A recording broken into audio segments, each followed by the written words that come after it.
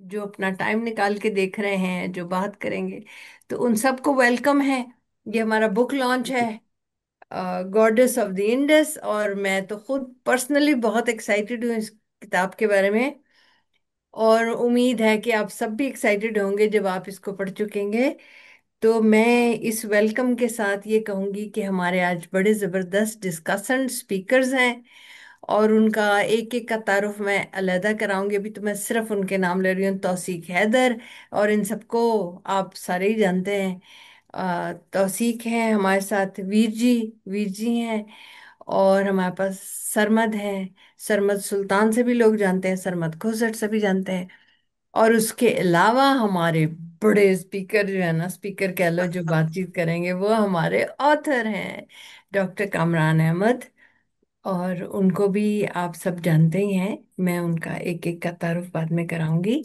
तो हम शुरुआत करते हैं आज के प्रोग्राम का। थोड़ा सा मैं फॉर्मेट आपको बता दूं, खास तौर पे जो फेसबुक पे हमें ज्वाइन कर रहे हैं और आगे भी करते रहेंगे। वो ये है कि हम पहले अपने स्पीकर से सुनेंगे, जो उनका किताब के बारे में रिएक्शन है, जो उन कॉन्सेप्ट्स के बारे में रिएक्शन है। फिर हम अपने ऑथर की तरफ जाएंगे, और वो हमें एक धौंसू सी बातचीत करेंगे हमारे साथ। और उसके बाद हम स्पीकर्स को ये अलाउ करेंगे, कोई सवाल उन्हें पूछना हो ऑथर से, प्रोसेस के बारे में, कंटेंट के बारे में, कॉन्सेप्ट्स के बारे में, वो पूछ सकते हैं। तो थोड़ी सी हमारी डिस्कशन होगी आपके सामने। और फिर आप लोगों से ये गुजारिश है कि आप फेसबुक पे हों या जूम पे हों, आप कोई खास सवाल हो तो वो आप डाल सकते हो। यहाँ हमारे साथी हैं, मलिया हुसैन को भी आप जानते हैं, वो फवाद, वो उसमें से समराइज करके क्वेश्चंस निकालेंगे, और फिर आखिर में वो हम उनके जवाब देंगे। वो कामरान भी देंगे और स्पीकर्स को भी कहेंगे अगर उन्होंने कुछ कहना हो। तो इस वजह से आप दौरान प्रोग्राम अपने सवाल या कोई कमेंट्स जरूर डालते जाइएगा। ठीक है, इसके साथ फिर हम कंक्लूड करेंगे और आपको बताएंगे कि किताब लेने का तरीका क्या है, और आप खुद इस प्रोसेस में किस तरह अपना हिस्सा डाल सकते हैं। ठीक है, ये फॉर्मेट होगा, ये मैंने सबके लिए बात कर ली है। तो अब हम शुरू करेंगे। तीन हमारे डिस्कशंस हैं। मैं सरमत से रिक्वेस्ट करूंगी कि वो हमारे पहले स्पीकर अगर हों। तौसीक, मुझे मालूम है अभी अभी वो पहुंचे हैं दूसरे शहर से, तो वो जरा उनको मैं सांस टाइम ब्रेक दे रही हूँ ना।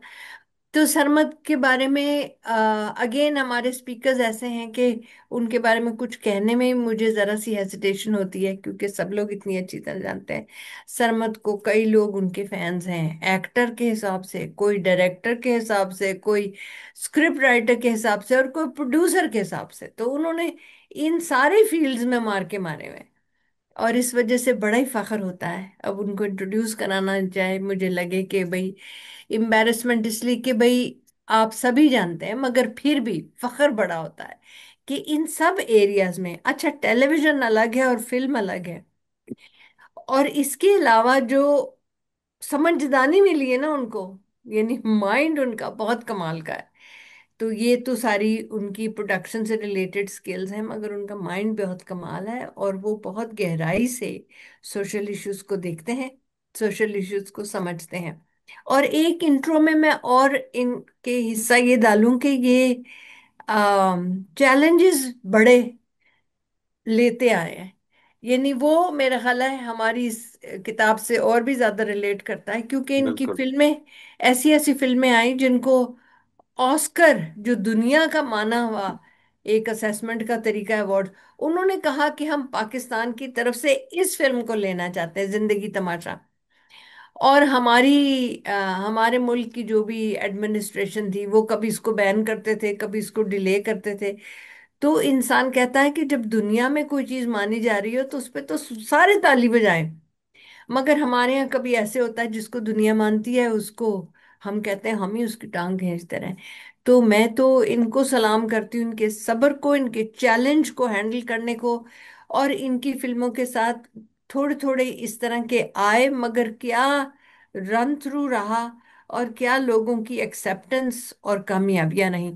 और जो बहुत सारे फेस्टिवल्स में जाती रही फिल्में, उनको ढेरों अवार्ड्स मिले, इनको भी मिले अवार्ड्स।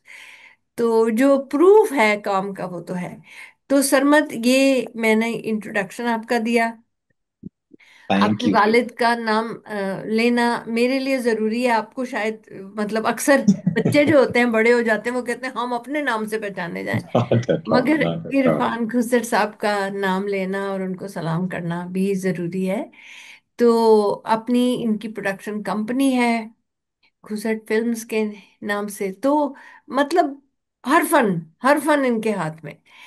तो आपसे मैं शुरुआत करना चाहती हूँ। आपने किताब पढ़ी, आप उस पे कमेंट कीजिएगा, और उसमें से जो आप समझते हैं कि हमारे मुल्क के लिए फायदेमंद है। आपको तो इन बातों का बहुत पता है, जैसी जैसी आपने फिल्में बनाई हैं, ठीक है? तो प्लीज गो अहेड। डॉक्टर साहब, सबसे पहले बहुत बहुत बहुत बहुत सारा शुक्रिया। मतलब ये बहुत ही ओवरवेलमिंग था तारुफ। और मेरे लिए बहुत ऑनर की बात है कि जिन लोगों की चीज़ें देख के पढ़ के हमने कुछ थोड़ा बहुत सीखा है, तो आज उनके सामने बैठ के और एक बहुत बहुत ही मजेदार अहम, तो देखिए मुझे लगता है समटाइम्स ना फिल्म का जब रिव्यू कोई कर रहा होता है ना, तो वो मुझे लगता है सबसे लेजी तरीन रिव्यू में लोग कहते हैं it's a very important film. भाई हम्म। इंपॉर्टेंस किस लिए, वो डिफाइन करनी बहुत जरूरी है। तो मुझे लगता है कि किसी भी आर्टिस्टिक एक्सपीरियंस को कंज्यूम करने में सबसे पहली शर्त मजा होती है। और हम्म। मैं बहुत बेसिक साउंड कर रहा हूँ, लेकिन वो मजा, वो लुत्फ आना बहुत जरूरी है। तो जिस किताब की हम बात कर रहे हैं, मुझे लगता है वो मैं इतने मजे से बस तकरीबन खत्म कर चुका हूँ। I think I am relishing it only कि बस वो जो उसका एंड है ना, वो जरा सा मैं बचा बचा के कंजूसी कर रहा हूँ ताकि मैं और उसको रेलिश कर सकूं।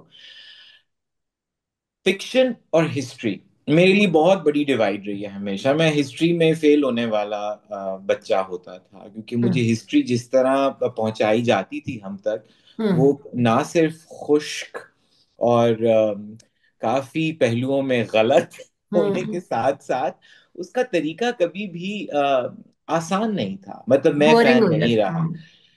और हिस्टोरिकल फिक्शन भी अगर मैं कहूँ तो मैंने बहुत कम पढ़ा। तो एक बहुत ही अनयूजुअल जॉनरा हमारे यहाँ जिस तरह से अदब को अप्रोच किया जाता है, उसमें हिस्टोरिकल फिक्शन कम लिखा है। जाता है। और मैं खुद को एग्जाम्पल के तौर पे प्रेजेंट इसलिए कर रहा हूँ कि मैं हिस्ट्री पढ़ने से थोड़ा सा बागी इंसान। तो जब मुझे history goddess of the Indus के थ्रू अगर एक historical account but fictionalized with hmm. all the necessary elements of literature, तो वो पढ़ने में अगर मजा आ रहा है, तो ये मुझे लगता है कि मेरी तरफ से एक टू थम्स अप वाला रिकमेंडेशन है जिससे मैं शुरू करना चाहता हूँ। Hmm. It's a pleasurable read, it's a joyous read, जिसमें आपको कहीं पे भी यू डोंट फील बर्डन्ड कि अच्छा अब हम तक कोई इंफॉर्मेशन तो नहीं पहुंचाई जा रही, क्या सिर्फ किसी हिस्टोरिकल क्रोनोलॉजी में तो नहीं हमें चीजें।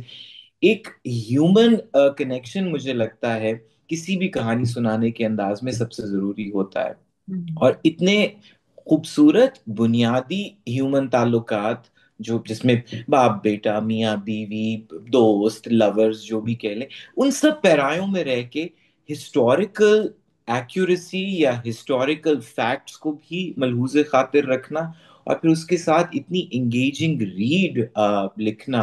हम्म। I think kudos to doctor Kamran साहब। आई थिंक ये एक, I would now want to go back to what I said earlier, एक अहम किताब है, लेकिन एक मजेदार अहम किताब है। तो वो सिर्फ अहम इसलिए नहीं है कि जी इस टॉपिक पे बहुत कम काम हुआ, और इसलिए भी कि वो एक्सेसिबल इतना है कि बहुत से लोग जो इस पूरी सिविलाइजेशन के बारे में बहुत सरसरी सा जानते हैं, या जिन्होंने सिर्फ किसी स्कल्पचर में या किसी पेंटिंग की किताब में किसी किसी ग्राफिक रिप्रेजेंटेशन में उन चीजों के बारे में सुना पढ़ा है, उनको एक कहानी की शक्ल में, जो कि हम्म। एक ह्यूमन लेवल पे शुरू होके एक ट्रैवलॉग की तरह चल रही है, फिर वो ट्रैवलॉग से वापस एक बहुत बड़े सोसाइटल फैब्रिक की जो मैन्युफैक्चरिंग हुई यहाँ पे। I mean it is such a multi layered book, and I don't want to use big words because the bigness is in the idea of the book.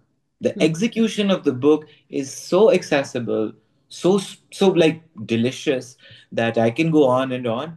But मुझे लगता है एक आखिरी बात, इसके बाद मैं खत्म करना चाहूंगा अभी के लिए, कि जब आप खुसूसन पूरी दुनिया को फिल्म, ड्रामे, लिटरेचर, पेंटिंग के थ्रू अपनी कोई कहानी सुनाने की कोशिश करते हैं, सो वहां एक ही चीज हर नजर ढूंढ रही होती है, या हर कान उसको तलाश कर रहा है, कि आपका अपना क्या है उसमें। हम्म। दे आर नॉट इंटरेस्टेड कि हम उनको उनकी कहानियां रिगर्जिटेट करके सुनाएं। सो इंडस सिविलाइजेशन कितनी पुरानी है, एक दूसरा वो हमारी कितनी अपनी है, वो इस खित्ते की कितनी है, उसके ऊपर आई फील ये कितना सेमिनल काम है, कि जब इसको हम पूरी दुनिया को जब ऑफर करेंगे, तो इसमें हम वो ऑफर कर रहे हैं जो वो भी ढूंढ रहे होते हैं, और जिसकी ओनरशिप हम सबके लिए बहुत जरूरी है। So I repeat, I'm truly, truly honored to not just be here, but to have the privilege कि मैंने मार्केट में आने से पहले मैन्युस्क्रिप्ट जो है वो पढ़ा। So very grateful, very grateful. चलो, बहुत बहुत शुक्रिया। Thank you so much for sharing your insights. I think that means a lot to our friends who are listening to the program and to all of us, absolutely। और मैंने तो ये अक्सर, मैं आपको मालूम है, या वुमेन्स राइट्स, ह्यूमन राइट्स से इंगेज रहती हूँ, या कल्चर और हेरिटेज से। तो एक ऐसे ही कई दफा जोक होता है सरमत के, लोगों से पूछो कि भाई चीन में कौन रहता है, तो वो कहते हैं चीनी। और यहाँ कौन रहता है, तो क्या, तो पाकिस्तानियों से किसी से पूछ लो तो कोई पाकिस्तानी नहीं होगा। वो या मुसलमान होंगे, या हिंदू होंगे, या वो पंजाबी होंगे, सिंधी होंगे, बलोच होंगे। तो ये एक रहा मसला हमारा, वो जोक असाइड, ये कि एक हमारी आइडेंटिटी का मसला, हमारी यंगर जनरेशन क्या और ओल्डर जनरेशन क्या रहा। तो मुझे तो, मैं तो इतनी एक्साइटेड हूँ इस किताब पे, क्योंकि मुझे लगता है कि यस, ये हमारी आइडेंटिटी में कंट्रीब्यूशन डालेगा, जब हम देखेंगे क्या क्या इन्फ्लुएंसेस हुए, क्या क्या, किस तरह हम डेवलप हुए। अच्छा जी, अब अगले स्पीकर जो हैं हमारे, वो ह्यूमन राइट्स एक्टिविस्ट भी हैं, और पॉलिटिक्स को भी छूते हैं, और आगे उम्मीद है कि बड़े पॉलिटिशियन भी बनेंगे, जो हमारी अगली नई जनरेशन में से निकलेंगे। तो वीर जी कोहली हैं। वीर जी, आपका बहुत शुक्रिया, आप शामिल हुए। मुझे मालूम है आप भी दूसरी जगह से तेज तेज सफर करके आए हैं। तो मैं वीर जी का तारुफ, हर बंदे का तारुफ कराते मुझे जरा सी ये झिझक होती, क्योंकि हम कई एंगल से जानते हैं उनको। वीर जी ने हमारा जो मेहरगढ़ इदारा है उसमें आके ट्रेनिंग ली, और मेरा ख्याल है जितने साल भी हमने ट्रेनिंग दी है, उसमें से सब में से ये बेस्ट रहे। यानी इनको आज भी मैं फुल कॉन्फिडेंस से कह सकती हूँ कि जितने भी लोग आए उस ट्रेनिंग में, वो लेने देने जो भी है वो मिक्स्ड होता है, लेकिन फिर भी बेस्ट वो रहे। और ये जो चीफ मिनिस्टर सिंध के असिस्टेंट एडवाइजर रहे ह्यूमन राइट्स पे, खास तौर पे वो इश्यूज उठाने के लिए, और जो पॉलिटिक्स की चीज़ें होती हैं उसमें अभी ये शुरू के कदम उठा रहे हैं, इवन दो ये बहुत सीनियर लेवल पे इनका जहन सोचता है। और आगे इनको हम देखेंगे कि बहुत परवान चढ़ेंगे। तो वीर जी ने सिर्फ ह्यूमन राइट्स इन जनरल ही नहीं, मगर जो हिंदू कम्युनिटी की ऑर्गेनाइजेशंस हैं उसमें भी बहुत काम किया। और यंग लोगों ने एक हिंदू कम्युनिटी के लिए ऑर्गेनाइज, वो मैं जिक्र इसलिए कर रही हूँ क्योंकि मैं उसको बड़ा मार्का समझती हूँ। और कई ऐसे गैप्स जो थे, कम्युनिटी के लिए लॉज नहीं थे, ये वो, तो उसके लिए सॉल्यूशंस ढूंढे और कमाल का काम किया है। और अभी भी मैं समझती हूँ ऑर्गेनाइजेशन के हिसाब से, मोबिलाइजेशन के हिसाब से, लॉबी के हिसाब से, सोच, इनोवेटिव सोच के हिसाब से कमाल कमाल करते हैं, और हमें बहुत प्राउड और खुश करते हैं। तो वीर जी, आप हैदराबाद में हैं। जी, हैदराबाद में हूँ। तो थैंक यू सो मच। एक तो वो तारुफ जो आपने कराया, लेकिन वो तारुफ सारा अधूरा था। एक मेरा तारुफ जो मेहरगढ़ और आपके साथ और डॉक्टर कामरान के साथ जो मेरे उस्ताद हैं, मेरी जर्नी मैं कई दफा ये वर्जा चुका हूँ, दोहरा चुका हूँ। कई दफा मैंने ये दोहराया है कि मेरी जिंदगी वैसे तो उससे पहले शुरू हुई। मैं को 18-20 साल का था जब आया था, लेकिन मैं मैं अपने आप को शऊरी जिंदगी की शुरुआत जो 2005 से मेहरगढ़ से शुरू करता हूँ। और ये जो जो मैं किताब पूरी पढ़ रहा था तो मुझे ऐसे फील हो रहा था जैसे मेहरगढ़ में बैठे हुए हैं और लेक्चर चल रहे हैं और वही चीजें। बस हाँ, थोड़ा सा स्टोरी का और बीच में कुछ जुमले हैं जो कमाल। लेकिन जो मेहरगढ़ में हमने सीखा था कि धरती के साथ ताल्लुक क्या है। तो वो डॉक्टर कामरान ने इंट्रोडक्शन में शुरू यहाँ से किया ना कि जो मेहरगढ़ है, हड़प्पा है, मोहनजोदड़ो है, तो वहां के लोग क्या करते थे। तब जिन लोगों का हजारों सालों के साथ जो शिजरा है वो खेती बाड़ी का हो, उसका धरती से सबसे गहरा ताल्लुक होता है। हम्म। और जिसका इस धरती से इतना गहरा ताल्लुक हो, जो खेती बाड़ी और उनका जिंदगी लाइफ स्टाइल सारा जमीन से शुरू हो, खेत और फल, और वहां पे वो मेडिसिन गार्डन भी लगाते हो, अपने साथ साथ चल रहे हैं जिंदगी में। तो वो किसी का बुरा नहीं चाह सकते, किसी के लिए कुछ नहीं कर सकते, वो किसी पे अटैक नहीं कर सकते, वो इंतहा पसंद नहीं हो सकते, वो किसी को मार नहीं सकते, किसी को तकलीफ नहीं दे सकते। तो वो पूरा जो मेहरगढ़ हमने सीखा था वहां से कहानी शुरू होती है। और डॉक्टर कामरान का जो सिखाने का तरीका है कि धरती के साथ आपकी जुड़त है, लेकिन वो किस तरह है। तो हम्म। वो जो सिखाने का जो अंदाज है ना, वो एक बड़ा मशहूर शेर है कि इस शहर आसेब में आंखें नहीं है काफी, उल्टा लटकोगे तो सीधा नजर आएगा। तो वो डॉक्टर कामरान का जो समझाने का तरीका बहुत प्यारा है और हम्म। बड़ा कमाल तरीका है, जिस तरह एक स्टोरी साथ साथ चलती है। और उसके बीच में कुछ ऐसे जुमले हैं जिनका मैं स्पेशली जिक्र करना चाहूँ। चार पांच जगह तो मुझे ऐसा लगा कि मैं रुक हम्म। गया और मैं सोच में डूब गया कि मैंने कहा यार क्या जुमला बोला है। वो ज्ञान अपने बेटे से कहता है एक जगह बैठ के कि वो नीम के दरख्त के नीचे बैठा हुआ है, पूरा वो एनवायरमेंट जैसे मेहरगढ़ में कहीं बैठे हुए हो, हम्म। पूरा वो एनवायरमेंट, और कहता है कि मुझे कोई गाना सुनाओ, कोई गुनगुना के सुनाओ। हम्म। तो वो गुनगुनाता है, बहुत प्यारी आवाज होती है उसकी, सायन की। तो वो हम्म। आगे से ज्ञान कहता है कि यार तुम्हारी आवाज तो बड़ी प्यारी है, मुझे लगता है तुम्हारी आवाज आसमानी। कह रहा है आसमान की नहीं है मेरी आवाज, मेरी आवाज कोयल की है। मेरी आवाज जो पास से साइड में जो नदी बह रही है उसके बहते हुए पानी की जो आवाज है वो इस तरह की है। मेरी हम्म। आवाज ऊपर जो टहनियों के बीच में जो हवा के साथ जा रही हो, जो उसकी पत्तों की जो सीटी बज रही है, मेरी आवाज उस तरह की है। तो हर चीज में वो आखिर में जाके अपने कल्चर के साथ, अपनी धरती के साथ, अपने लोगों के साथ, अपने पेड़ के साथ, तो वो जो जो जुड़त है ना, वो फील होता है उसको कि जहां भी एक जगह और जुमला बड़ा कमाल, वो कहता है कि जी देखो देवी का मंदिर है, और कि वो बुत है देवी का या मंदिर है। कह रहा मुकद्दस है, कह रहा वो है मुकद्दस, वो भी मुकद्दस है, लेकिन जिंदगी के अंदर जो एक एक लम्हा गुजरा है वो सबसे मुकद्दस है। क्योंकि जिंदगी तो वो देता है ना लम्हा, बाकी तो ठीक है, मजहब हर किसी के अपने हैं, अपना अपना अकीदे पे रहे। मेहरगढ़ में और डॉक्टर कामरान के तमाम बुक्स, आपकी बुक्स जो जो तहकीक के ऊपर मबनी होती हैं, रिसर्च बेसिस होती हैं, उसमें कहीं भी, मेहरगढ़ में भी मैंने 4 साल तो 2 महीने की, उसके बाद फिर तो मेहरगढ़ से कोई 20 साल का ताल्लुक है, 2005 से 25 चल रहा है।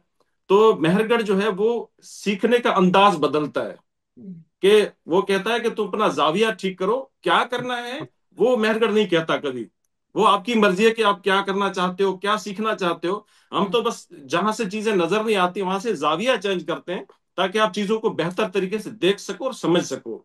तो ये जो डॉक्टर कामरान की स्टोरी है वो भी, जिसको लेक्चर समझ नहीं आ रहे होंगे नॉर्मल, या बड़ी बड़ी किताबें समझ नहीं आ रही होंगी, उनको ये स्टोरी बड़ा मजा देगी। और ये स्टोरी जैसे शुरू होती है, जोड़ती है हर बात के साथ, हर डायलॉग के साथ अपने आप को और अपना जो ताल्लुक इस धरती का जोड़ती है। जैसे हम सबको पता है कि हम कोई यहाँ से आज से कोई 70 साल पहले नहीं आए, ना हम 1500 साल पहले, हम तो हजारों सालों से हम मेहरगढ़ को भी ऑन करते हैं। वो अलग बात है कि हमने मेहरगढ़ को हम तो ऑन करते हैं बहुत दिल से और बहुत मुकद्दस तरीके से, हम मानते हैं कि हमारे बड़ों का विरसा है। लेकिन हमारी सोसाइटी ने, उनके जहां पर मैं अभी गया था कुछ कुछ दिन पहले, कुछ महीने पहले, तो मैंने कहा मैं देखूं कि आजकल क्या हालात है, तो वहां पे वो कोई चीज मिली नहीं। ये हमारी बदकिस्मती है। अगर दुनिया के किसी कोने में अगर 9,000 साल 10,000 साल पुराना कोई एक एक मिट्टी का ढेर भी मिल जाता था, वो भी उनके लिए बहुत कीमती चीज होती है। और वहां से वो सीखते हैं, चीजों को रिसर्च करते हैं। लेकिन हमने तो उसको मिटा के पूरा, और वहां पे खेत लगा दिए, फसल लगा दी। तो हम कदर नहीं कर सकते। लेकिन डॉक्टर कामरान की 3 4 किताबें हैं, ये किताब तो मोस्टली, ये तो मेरा ख्याल है ये कि ये तो हमारे जो कम से कम पाकिस्तान की जो हमारी अपनी अपनी लोकल जबान है उनमें भी इसका तर्जुमा होना चाहिए। ये पाकिस्तानियों के हर नौजवान को पढ़ना चाहिए। बहुत कमाल किताब है, बहुत कीमती किताब है। और ये इस तरह की किताब, एक जुमला है बड़ा कमाल, वो कहता है कि एक इंसान जो है वो अपना जाती तौर पे पर्सनली वो एक बच्चा पैदा करता है, लेकिन जो स्पिरिचुअल बंदा होता है, जो रूहानी बंदा होता है, उसकी किताब उसका बच्चा होता है, रूहानी औलाद होती है। तो ये डॉक्टर कामरान की तीसरी या चौथी रूहानी औलाद है, और डॉक्टर कामरान, उसके लिए हम आपके शुक्रगुजार हैं, स्पेशली हम जो पाकिस्तान के नौजवान हैं, चीज़ों को समझना चाहते हैं, चीज़ों को पढ़ना चाहते हैं। तो ये उसके लिए, उन उन नौजवानों के लिए बहुत कमाल किताब है, और आसान है, बहुत आसान है, समझने के लिए आसान है। बीच में डायलॉग इतने मजेदार हैं कि वो रिलेट करता है अपने आप के साथ। तो वो बाकी बातें थोड़ी बाद में। बहुत शुक्रिया, बहुत शुक्रिया। अब मैं आऊं तौसीक की तरफ। तौसीक हैदर हमारे साथ हैं, हमारे अगले डिस्कशंस, हमारे स्पीकर। और तौसीक का भी मैं तारुफ, मतलब हमारे दोस्त तो आप तीनों ही हो, बहुत प्यारे। तौसीक जो हैं वो, उनका भी शोबिज के साथ कह लो या परफॉर्मिंग आर्ट्स के साथ बहुत गहरा ताल्लुक। रेडियो हो तो रेडियो, टेलीविजन हो तो टेलीविजन, और आजकल तो सोशल मीडिया बड़ा प्लेटफॉर्म है। पर बहुत से लोग तो उनका नाम जो है ना वो राइजिंग पाकिस्तान से बहुत जोड़ते हैं। हालांकि वो रेडियो पे पहले किया उन्होंने, एफएम की भी वो आवाज रहे, और उनकी आवाज घर में बहुत जानी पहचानी होती है। तो तौसीक हैदर को मैं तो नंबर वन एंकर कहूंगी, शो होस्ट भी कहूंगी। इससे बेहतर मुझे अभी तक कोई नजर नहीं आया। मैं हमेशा कहीं भी मिसाल दूं तो मैं कहती हूँ हाँ तौसीक की क्या बात। तो तौसीक इसके अलावा फिर आहिस्ता आहिस्ता उनकी एक कंपनी है जो प्रोडक्शन कंपनी भी है, और ब्लैक बॉक्स के नाम से, और वो इवेंट्स मैनेज करते हैं, वो चीज़ें प्रोड्यूस करते हैं, शॉर्ट फिल्म्स बनाते हैं, डॉक्यूमेंट्री, कई कई काम करते हैं। तो ये जब प्रोडक्शन में आ जाओ ना, इसका मतलब होता है आप सारे एंगल्स पकड़ लेते हो चीज़ के हैं। तो तौसीक आप इस्लामाबाद बेस्ड हैं, मगर अब क्योंकि आप एक्टर भी हो गए हैं और आप हर तरह सीरियल प्लेज, शॉर्ट फिल्म्स, उसमें भी अब आप काम कर रहे हैं, तो आप बिजी भी हो गए हैं, हमें मालूम है। मगर यही होता है ना, आहिस्ता आहिस्ता जैसे जैसे आपके एंगल सारे अ, कारामद होते जाएं, आप काम में लाते जाएं, तो फिर आप बहुत बिजी भी हो जाते हैं। लेकिन तौसीक, आपको वेलकम मैं कहूँगी इस प्रोग्राम में। और आप हमें थोड़ा बात करेंगे जो इश्यूज इस किताब ने गॉडेस ऑफ द इंडस में रेज किए, क्योंकि हम तो इंडस को और अपने माजी को एक तरह से देखते आए हैं, और वो ही किसी किताब में होता है, बच्चों की किताब में जो होती हैं करिकुलम की, कहीं नहीं होता है, मगर एक इस तरह का रिश्ता नहीं। तो आप तौसीक हमसे शेयर करें जो आपके व्यूज हैं। जी बहुत बहुत शुक्रिया फौजिया, बहुत लुत्फ आ रहा था वीर जी को सुनने का और सरमद को सुनने का। इन दोनों का, इनके काम का मैं बहुत बड़ा फैन हूँ, और आप तो मेरे उस्तादों में से हैं, कामरान भी। तो I am really really honoured कि आज आपने मदऊ किया इस नशिस्त में मुझे। अच्छा, मैं अपनी बात को मुख्तसर इसलिए रखूंगा कि मैं आप सब की तरह, क्योंकि मद्दाह हूँ कामरान और उनके काम का, तो मैं उनको ज्यादा से ज्यादा सुनना चाहूंगा, और मेरे पास दो तीन सवाल भी हैं उनके लिए, तो मैं हाँ, वक्त को बचा रखूंगा उन सवालों के लिए। ठीक। लेकिन सबसे पहले तो मैं ये कहना चाहूंगा कि आजकल अक्सर बात होती है कि हमारा अटेंशन स्पैन बहुत कम हो गया है। हम्म। हम रील्स के आदी हो गए हैं, हम डूम स्क्रॉलिंग करते हैं, अच्छा यूं गया यूं गया यूं गया यूं गया। और अब तो वो माहिरीन कहते हैं कि 3 सेकंड 4 सेकंड में अगर आपने किसी को पकड़ लिया तो पकड़ लिया, वरना वो गया। तो ऐसे में यकीन जानिए, वाकई ये मैंने खुद फील किया, और मैं अपने बड़े भाई हैं, आप जानती हैं उन्हें, उनसे कोई साल भर पहले बात कर रहा था, और मैं कह रहा था कि किताब के अंदर अटेंशन स्पैन बड़ा कम हो गया है। हम्म। तो उन्होंने मुझे, अब वो क्योंकि ही इज अ साइकियाट्रिस्ट, तो उन्होंने कहा कि ये डिजिटल मीडिया बहुत जमानों बाद, बहुत अरसे बाद वाकई इस नोशन को किसी किताब ने गलत साबित किया। हम्म। जो सरमत भी कुछ देर पहले बात कर रहे थे, कि मुझे ऐसा लगा कि वाकई वो डिजिटल मीडिया की डूम स्क्रोलिंग और अटेंशन स्पैन की 3 सेकेंड्स, 3 मिनट्स, 1 मिनट और 3 मिनट से ज्यादा थे, इस कदर लुत्फ आ रहा था। और उसकी, आज मैं सोच रहा था, अभी मैं पेशावर से आ रहा था, तो मैं सोच रहा था उसकी वजह क्या है। उसकी फौजिया वजह पता क्या है? जी। इसलिए कि कामरान ने जो किताब लिखी है, मैं अब ये सोच रहा था कि मैं उसको पढ़ नहीं रहा था, मैं उसको देख रहा था। हम्म। उसकी मंजर कशी, जो जो एनवायरनमेंट क्रिएट हुई, वो जो अदायगी हो रही है, वो पूरी एक फिल्म है, वो पूरा एक ड्रामा है, वो पूरा एक अफसाना है। और इससे जुड़ा मेरा एक सवाल भी है कामरान के लिए, जो मैं आगे के लिए छोड़ रखता हूं, कि उस किताब को मैं देख रहा था। तो आई थिंक जो मेरा पहला पॉइंट है वो ये है कि डॉक्टर कामरान ने ये किताब तो लिखी है, लेकिन उन्होंने आजकल के जेन जी के लिए लिखी है, इसलिए कि जेन जी ने देखनी है चीज।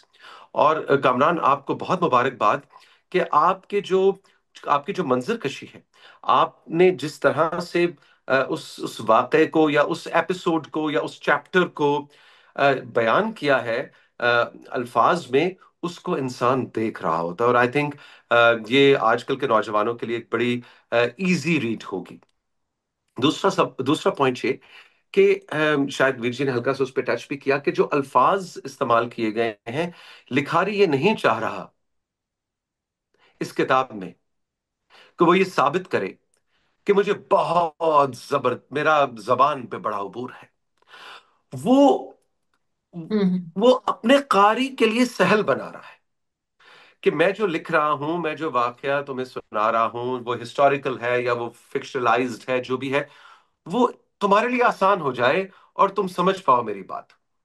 ये बड़ी इंपॉर्टेंट चीज है, जो कि हमारे बहुत से मैं देखता हूं कि लिखारी जो है वो उस जज्बाती एक माहौल में चले जाते हैं कि अच्छा, मैंने अब ये भी साबित करना है कि मुझे उर्दू बहुत अच्छी आती है, मैंने ये भी साबित करना है कि मुझे मुझे पश्तो बड़ी जबरदस्त आती है, और मैं जो पश्तो या मैं जो अंग्रेजी में लिख रहा हूं, तो मैंने देखा कि कामरान ने इसको आसान किया, सहल किया कारी के लिए। और मैं हाईली रिकमेंड करूंगा अपने जो इस वक्त देख रहे हैं लाइव या बाद में इस प्रोग्राम को देखेंगे, कि please feel encouraged to read it.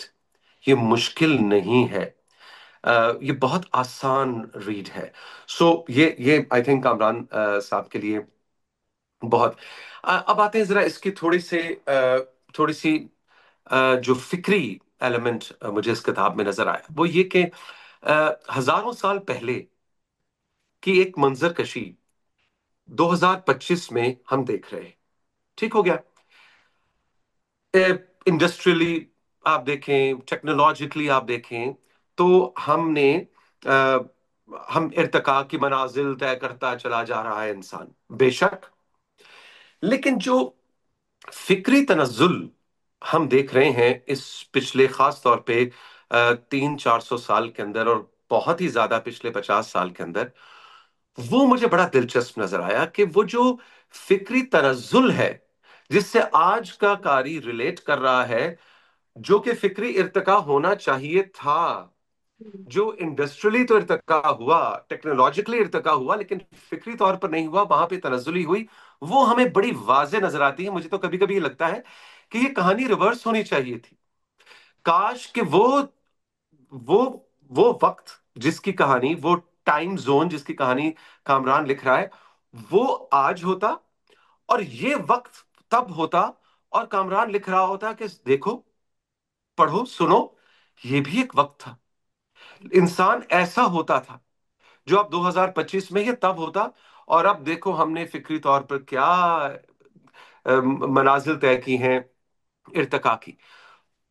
और बड़ा अफसोस भी होता, मुझे खुशी बहुत हुई इस किताब को पढ़कर, लेकिन मुझे दुख भी हुआ, मुझे अफसोस हुआ कि हम फिक्री तौर पर किस कदर तनज़्ज़ुली का शिकार हो गए हैं कि ये किताब लिखने की जरूरत पड़ी, विच इज गुड। लेकिन इसकी जरूरत पड़ना एक बहुत बड़ा सवालिया निशान है, तमाम मजाहिब के लिए भी, तमाम सिविलाइज इस वक्त जितने भी हमारे ममालिक हैं, या जितनी भी लाइफ स्टाइल्स हैं, उन सब के लिए इस किताब का आना भी एक बहुत बड़ा क्वेश्चन मार्क है। But I keep my self very brief. बहुत मुबारकबाद कामरान आपको, लेकिन ये जो फिक्री इर्तिका और फिक्री तनजुल का जो रिवर्स है, I think that is the take away for me from this book. I keep myself a couple of questions for later. बहुत शुक्रिया, थैंक यू वेरी मच। बहुत मज़े की बात आपने की, और मैं खुद सोच रही थी इन डिमेंशंस पे, जिस जिस आप साथ साथ मैं भी देख रही थी। अच्छा, तो I think all three discussions were very gracious and useful comments. अब मैं कामरान की तरफ आती हूँ, जो हमारे ऑथर हैं, जिन्होंने ये, मैं तो मार्का ही कहूंगी इसको, मार्का मारा। और अगली जनरेशन्स के लिए जो कभी कभी दिल परेशान होता है कि हमारे बच्चों को ये भी आ जाए और ये भी सीख लें और ये भी रिलेशनशिप बन जाए, तो उसमें एक बहुत मेजर कंट्रीब्यूशन है। और जैसे आप तीनों ने इस पे बात करके इस प्रोसेस में शमूलियत की, वैसे ही मैं समझती हूँ कि जो हमारे देखने वाले हैं फेसबुक पे, और आगे भी ये रिकॉर्डिंग चलेगी तो वो देखेंगे, वो भी इस सफर में हमारे साथ शामिल हों। और उसका एक तरीका ये है कि पहले तो वो खुद किताब लें और पढ़ें पूरी, और उनका एक रिश्ता बने इस किताब से। और दूसरी बात ये है कि ये जो प्रोग्राम है, इसका लिंक शेयर करें अपने दोस्तों के साथ, और इस किताब के बारे में कुछ लिखें या वो शेयर करें, क्योंकि ये बड़ा जरूरी है कि कामरान ने तो अपना काम किया है, अब हम भी अपना काम करें, ताकि हम्म। जिस तरह तौसीक आपने कहा कि भाई ये बड़ा जरूरी था। और भी हमारे डिस्कशन ने कहा कि तारीख को बड़े बोरिंग तरीके से पढ़ाया जाता है, कोई रिश्ता नहीं बन पाता आपका। तो अगर ये किताब आई है और ये मेहनत की है कामरान ने, तो हम अपना अपना हिस्सा डालें, और हम ये मेक श्योर करें कि भाई जो यंगर जनरेशन है उसने ये पढ़ी हो, उसका ये रिश्ता बना हो। तो ये लिंक भी जो है, जहाँ ये प्रोग्राम शेयर होगा इस फेसबुक से, वो भी शेयर कीजिए। और इस किताब की इंफॉर्मेशन जो है, वो भी लिंक्स आपके साथ यहाँ पर भी मैं शेयर करूंगी। वो भी आजकल के दौर के हिसाब से मेल इन ऑर्डरिंग ज्यादा है, और किताबों की दुकानों पे मिलेगी मगर कम मिलेगी। आप अपने फोन पे ही जाइए और वेबसाइट पे जाइए और वहां ऑर्डर कीजिए। तो ये जो प्रोसेस है ना, ये हिस्सा आप लोगों का होगा, ये आप अपना हिस्सा डालिए। तो कामरान को मैं उसका भी तारुफ कराना मेरा ख्याल तो लाजमी है, वैसे तो देखने वाले सारे ही जानते होंगे, और जिससे भी बात करो वो टक टक टक उनकी पिछली किताबें भी बताते हैं, तो उसे पता चलता है कि बहुत पढ़ी गई हैं। तो मगर मैं ये कहूंगी कि कामरान की पर्सनालिटी की भी कई डायमेंशंस हैं। एक तो साइकोलॉजी की है, जिससे हर कोई वाकिफ है, हाँ, कि जो साइकोलॉजिस्ट हैं, और इन्होंने अपनी प्राइवेट प्रैक्टिस के बजाय यूएन के साथ भी बहुत देर काम किया, और भी जगहों पे इस कैपेसिटी में। दूसरी इनकी साइड जो है, जो हाँ वो भी जानी जाती है, मगर मैं ख्याल साइकोलॉजिस्ट की सबसे ज्यादा जानी जाती है, क्योंकि उसके हिसाब से रिसर्च की किताब वो जेंडर की है, कि औरतों के हकूक हों, मर्दों के हकूक हों, बच्चों के हकूक हों, ह्यूमन राइट्स पे कामरान का बहुत काम है, जेंडर पे खास तौर पे। और एक हमने इदारा शुरू किया था बेदारी के नाम से बहुत पहले, जिसमें जो मुसीबतें पड़ती थी जेंडर के हवाले से, वहां पर आते थे लोग, तो उनका क्राइसिस सेंटर प्रोग्राम जो था वो कामरान ने शुरू किया, और हमें बहुत गाइड किया उस पे भी। और जो मेहरगढ़ जिसका वीर जी ने बहुत जिक्र किया, वो उसके फाउंडर में से भी हैं, बल्कि इन्हीं के इलाके पे हमने वो सेंटर में हम इन्हीं का डिजाइन किया हुआ है। हम मजे करते हैं और सब लोग आते हैं, वहाँ ट्रेनिंग्स होती हैं। तो उस हवाले से, एक ह्यूमन राइट्स के हवाले से, जेंडर के हवाले से, साइकोलॉजिस्ट के हवाले से, इनके बहुत सारे हैं। फिर बुक ऑथर के हवाले से तो मैं कहूंगी तरीकत इनकी किताब मेरी फेवरेट है, क्योंकि वो बताती है कि सेक्रेट जो है ना, आपने अपनी जिंदगी में कैसे लेकर आना है, अपनी हर बात में, चाहे वो म्यूजिक हो, चाहे वो रिश्ते हो, चाहे आपके इर्द गिर्द के घर के माहौल हो, उसको सीक्रेट कैसे बनाना है। तो रिलीजन्स के ऊपर कामरान का एक रहा, तमाम रिलीजन्स, खासतौर पे साउथ एशियन में कहूंगी, मगर तमाम बड़े रिलीजन्स हैं उन पे काम रहा। और कामरान का तो बैचलर्स इसने अमेरिका से किया था। तो मैं ये कह सकती हूँ कि जब ये उनको कहता था ना, नहीं मैंने इसके साथ ये सब्जेक्ट का कॉम्बिनेशन ये करना, तो फिर फाइनली इसके एडवाइजर्स ने ये कहा कि तुम बहुत आउटस्टैंडिंग स्टूडेंट हो, हम ये अलाउ तो बहुत ही कम करते हैं, लेकिन तुम्हें हम अपना बैचलर्स का प्रोग्राम भी खुद डिजाइन करने की इजाजत दे रहे हैं। तो उस लिहाज से फिर इसने कई साइंसेज और फलसफा साथ मिला के, तो हमारे तो पीएचडी के जमाने में आके अपना डिजाइन थोड़ा करने की इतनी सी गुंजाइश मिलती है। तो कामरान को बैचलर से ही उन्होंने कहा भाई बहुत आउटस्टैंडिंग स्टूडेंट हो तो उसको हम अलाउ कर देते हैं कि आप अपना बैचलर्स में गुड डिजाइन कर लें। और फिर उसके बाद मास्टर्स हुआ, साइकोलॉजी का हुआ। और फिर उसने कहा कि अभी भी ये भी काफी नहीं, क्योंकि क्लासरूम भी रिस्ट्रिक्ट कर देता है। तो मैं तो जरा दुनिया की के सैर को जाऊंगा और देखूंगा कि असल मजाहिब वहाँ कैसे हैं। तो स्पिरिचुअलिटी और मजहब का जो जोड़ है उसको बहुत समझा। और सूफी कई बैठकें और सूफी जो थिंकिंग है उसको समझा। फिर हर मजहब में अपना सूफिया साइड होता है, स्पिरिचुअल साइड होता है, उसको समझा। तो श्रीलंका में जाके वहां से ट्रेनिंग ली, जो वहां के थे बुद्धिस्ट। फिर इसने क्रिश्चियन जो स्पिरिचुअल होते हैं उनसे ली। हर हर चीज को एक्सप्लोर किया। तो ये इसका शुरू से रहा है कि खुद डिजाइन करता है लर्निंग, और खुद डिजाइन करता है कि कैसे आगे चलना है, कैसे समझना है सबको। तो मैं तो इसकी किताब के ऊपर बहुत ही ज्यादा एक्साइटेड हूँ, शायद इस वजह से कि मैं अपनी अगली जनरेशन के बारे में जरा फिक्रमंद ज्यादा थी कि भाई उनको हमारी धरती से जोड़ जोड़ पाएंगे कि नहीं जोड़ पाएंगे। तो कामरान के ये एस्पेक्ट्स हैं जिनका जिक्र करना लाजमी है। जैसे मैंने कहा, लोग जानते तो हैं मगर लाजमी है ये कि इसके ये सारे एस्पेक्ट्स जो हैं ये छन छन के आते हैं। मगर किताब का जो है, किताब का मजा, मैं ये जरा सा कामरान के आने से पहले कहूंगी क्योंकि उसकी ज्यादा दोसू प्रेजेंटेशन होगी। तो वो ये है कि मुझे ऐसे लगता है जो कैरेक्टर्स थे ना किताब में, जिनकी कहानी थी वो, तो ऐसे लगता है मेरी उनसे रिश्तेदारी होगी। मेरे वो ना लार्जर फैमिली के हम्म। रिश्तेदार हैं। तो मैं अक्सर अभी भी दिन में सोचती हूँ कि वो सयाम क्या कर रहा होगा, उसका बेटा तो बड़ा हो गया होगा, इस तरह मुझे उसकी उनकी फिक्र भी रहती है और उनसे इतनी गहरा उनसे ताल्लुक हो गया है। अच्छा। तो मैं होप करती हूँ कि जो हमारी यंगर जनरेशन है उसका भी इसी तरह ये पूरा इतने हजार साल पहले जाके उस धरती, अपनी धरती से वो ताल्लुक बने। तो ये स्टोरी बड़े मजेदार है।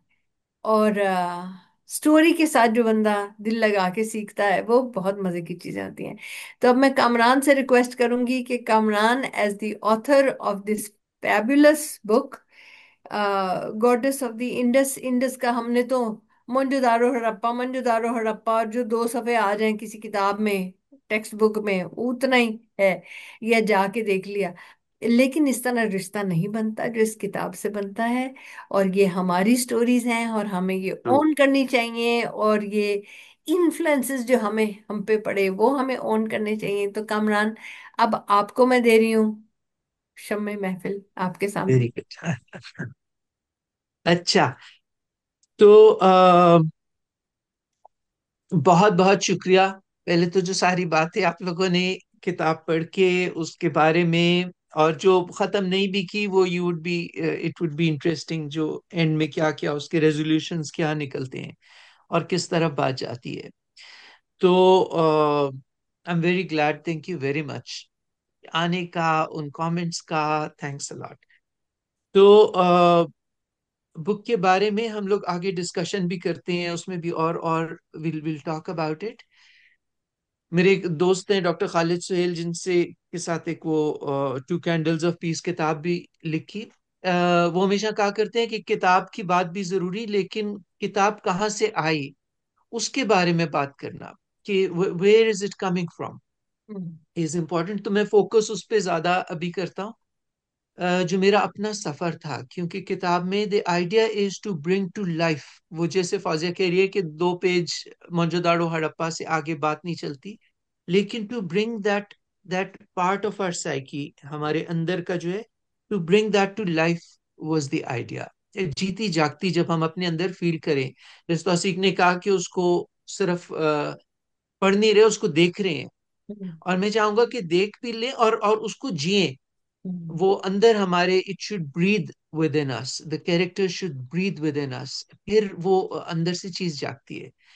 तो किताब में जो, आई थिंक कुछ 4-5 साल लगे मुझे इस किताब को, बल्कि 5 से भी ज्यादा शायद, उसको अपनी शक्ल पकड़ने में। और बहुत ही ऑर्गेनिक सा ये प्रोसेस था, जिसमें द कैरेक्टर्स टुक फॉर्म, और उनके आपस के रिलेशनशिप और डायनामिक्स टुक फॉर्म ओवर मेनी इयर्स। बहुत अरसे में। उसके बीच में बल्कि एक और किताब शुरू हुई, वो between saints and sinners, masculinity पे शुरू हुई, खत्म हुई, वो भी कुछ साल हो गए उसको आए हुए। लेकिन ये जो है ये आहिस्ता आहिस्ता इवॉल्व होती जा रही थी।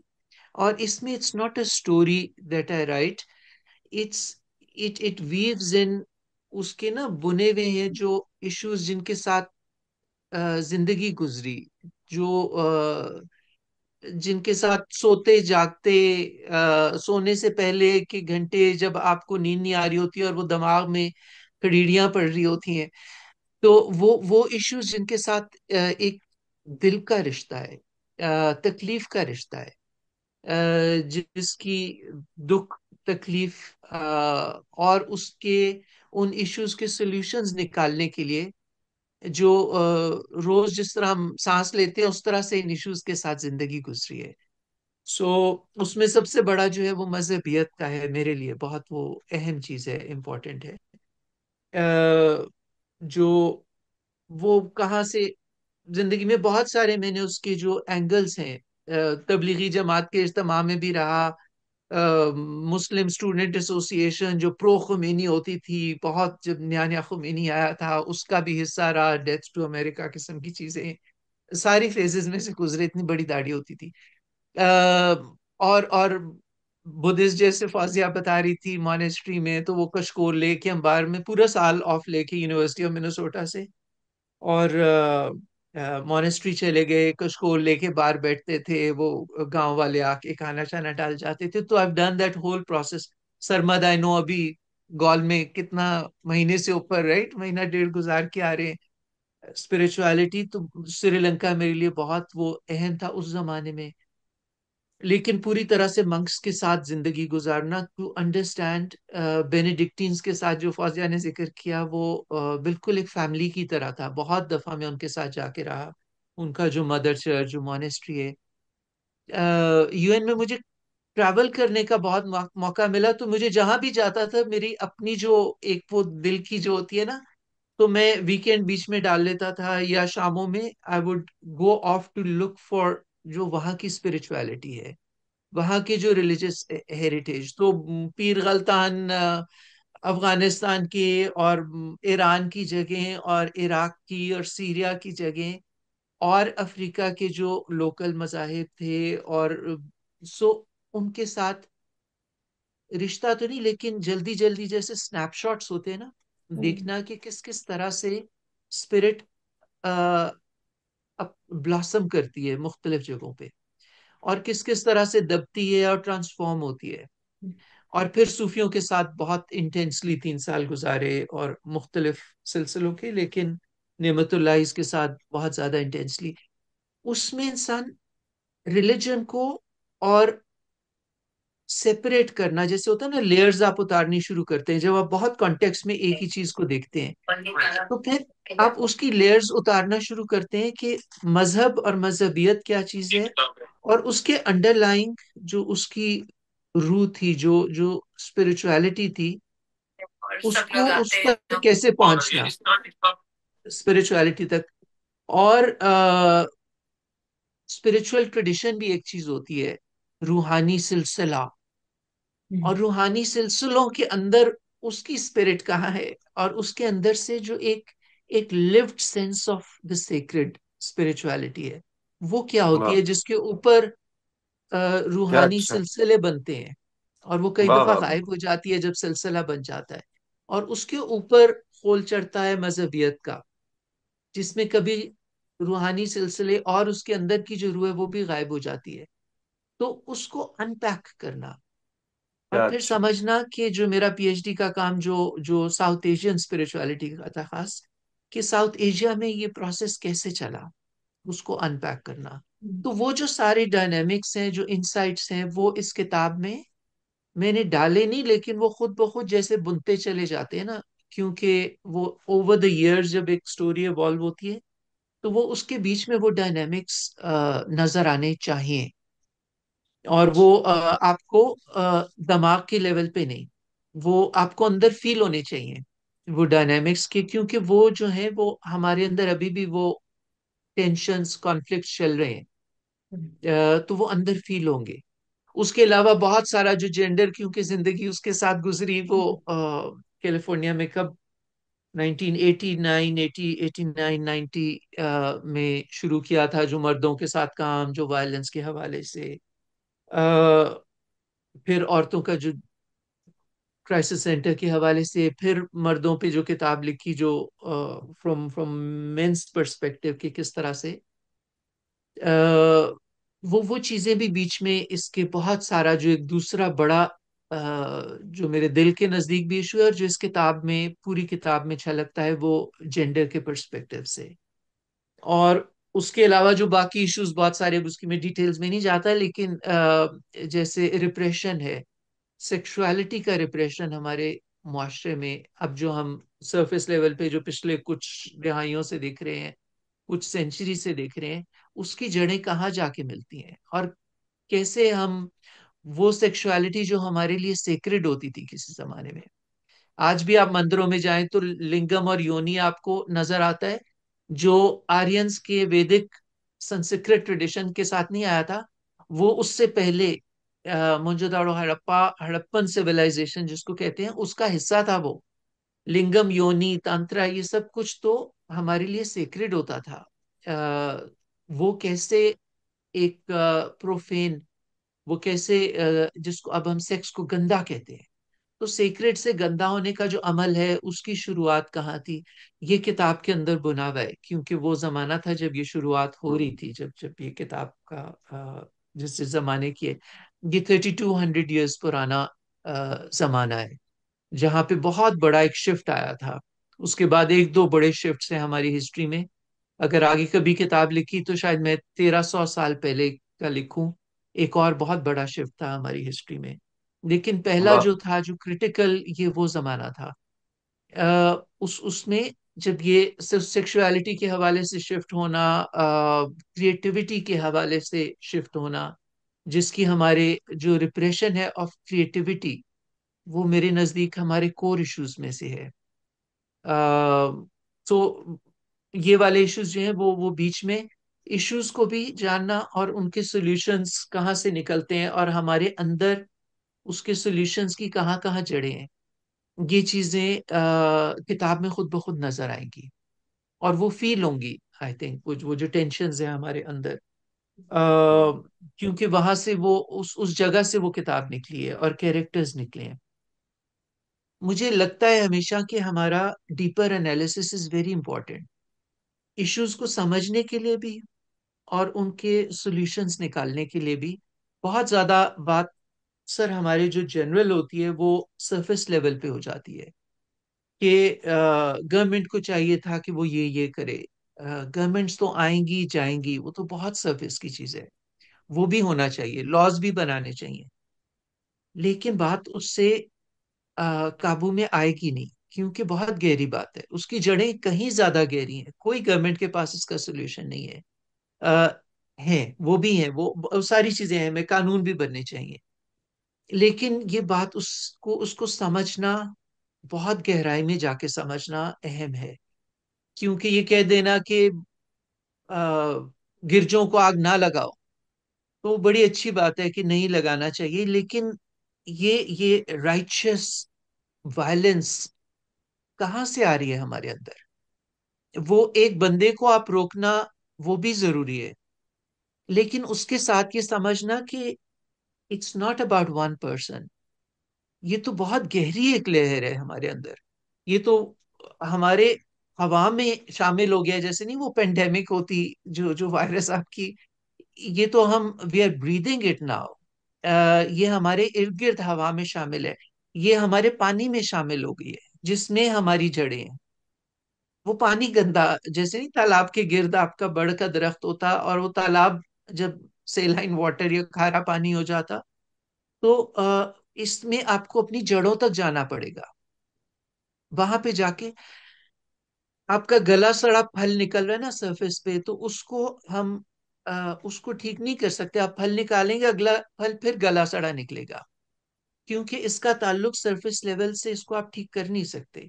इसके लिए आपको अपनी जड़ों में जाना होगा, कि कहाँ पे हमारी जड़ें जो हैं वो गंदे पानी में जा रही हैं।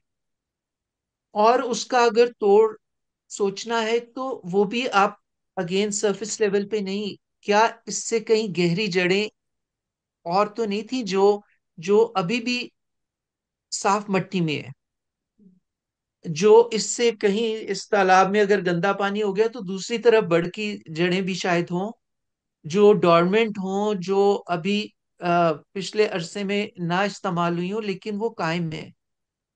और वो जड़ें हैं जहां से खैर की खबर है, जहां से उन जड़ों को हमें नमी पहुंचानी, उनको हमें पानी देना है, उनको हमने जैसे नहीं गोडी करते, उसको हमें उसको मसाज करना है उन रूट्स को, उनको हमें स्टिमुलेट करना है। We need to bring those roots to life, उनको हमें स्ट्रेंथन करना है। आपका फल खुद ब खुद ठीक होगा, क्योंकि आप फल के लेवल पे इसको रिजॉल्व कर नहीं सकते। आपको रिकनेक्ट करना है, आपको एक्सप्लोर करना है कि वो गहरी वाली जड़ें कौन सी हैं, और वो दूर वाली जड़ें जिनको हमें फिर से ताजा करके जिंदा करना है। और जब जड़ों का जिन जिन इश्यूज का ताल्लुक बहुत गहरा होता है, आ, होता है ना, जो सरफेस की चीजें वो आप ग्राफ्टिंग कर सकते हैं, उसमें आप टहनी को आप ग्राफ्टिंग कर सकते हैं, जो पैबंद लगाते हैं ना। जड़ों को आप पैबंद नहीं लगा सकते, वो आपको अपनी जड़ों पे ही रिलाई करना होगा। हमारी जड़ें कहाँ कहाँ है, आप बाहर से नहीं ला सकते। जैसे वो फौजिया ने जैसे टेपिस्ट्री लिखी थी, उसने कहा वो फेमिनिज्म की बात अगर हम औरतों के हवाले से बात करते हैं तो हमारे जेंडर के कितने सारे डिपार्टमेंट्स बने। वो कहते हैं कि वेस्टर्न फेमिनिस्ट अमेरिका में, यूरोप में कितनी वेव्स आई, उनको पढ़ाते हैं। उसने कहा अपनी अपनी धरती में से जो ऑर्गेनिकली निकले यहाँ से रेजिस्टेंस औरतों की, और तरह तरह की जैसे उन्होंने ऑर्गेनाइज, उसको क्यों नहीं पढ़ते? क्योंकि आप बाहर से रूट्स लाके अपने उन मसलों को, जिनकी जड़ें बहुत गहरी हैं, आप चेंज कर नहीं सकते। अपनी जड़ों के साथ कनेक्ट करना, उनको समझना, उनमें से अच्छी वाली जो सेहतमंद जड़ें, उनको रिवाइव करना, उनको जिंदा करना, इसको समझना, ये हमारा काम है। आप इश्यूज का, रिलीजियोसिटी का, तबकाती निजाम का, हमारे लेफ्ट ने कहा कि रशिया से मॉडल लेके आएंगे, चाइना से मॉडल लेके आएंगे, तो यहाँ पे हमने इकोनॉमिक बेसिस और सनती, आप कैसे कोली बरादरी को, आप भील बरादरी को, मेघवाड़, उनको आप कैसे बताएंगे कि यहाँ पे जो तबकाती निजाम है उसका ताल्लुक सनतकार से है या उसका इकोनॉमिक बेसिस है? वो तो 3,000 साल से मार खाते आ रहे हैं। आप कैसे उसको बाहर से आप चीज को नहीं ला सकते। हमारे यहाँ तो उसकी जड़ें कहीं ज्यादा पुरानी है, उसको आप इंडस्ट्रियलिज्म के साथ कहाँ जोड़ेंगे? क्योंकि उसकी जड़ें तो 3,000 साल पहले। और ये नहीं कि गांव में या कहीं आपको तारीख की किताबों में, या अभी वीर जी बता सकते हैं कि कितना ज्यादा वो प्रेजेंट है आज भी। वो हायरार्की जो यहाँ पे इंट्रोड्यूस हुई, वो 100 तरह से नजर आती है। यहाँ की क्रिश्चियन कम्युनिटी को ले लें, ये वो कम्युनिटीज हैं जिनका ताल्लुक इस धरती के साथ था, जो यहाँ के असली वारिस थे। उसके बाद बाहर से लोग आते गए, वेव दर वेव, और उस पे इन्होंने कब्जा किया, किताबों के थ्रू उन्होंने कब्जा किया, तलवार और फौजों के थ्रू। लेकिन ये इस धरती के रहने वाले थे, पुराने। मैं उसकी डिटेल्स में नहीं अभी जाता, लेकिन क्रिश्चियन कम्युनिटी को देखो तो बात बहुत ज्यादा वाजे हो जाती है कि इसकी जड़ें बहुत गहरी जाती हैं, तबकाती जो हमारे दिमाग में ये भरी हुई हैं चीजें, और वो आज तक जिंदा है, आज तक वो हमें फील होती हैं अंदर।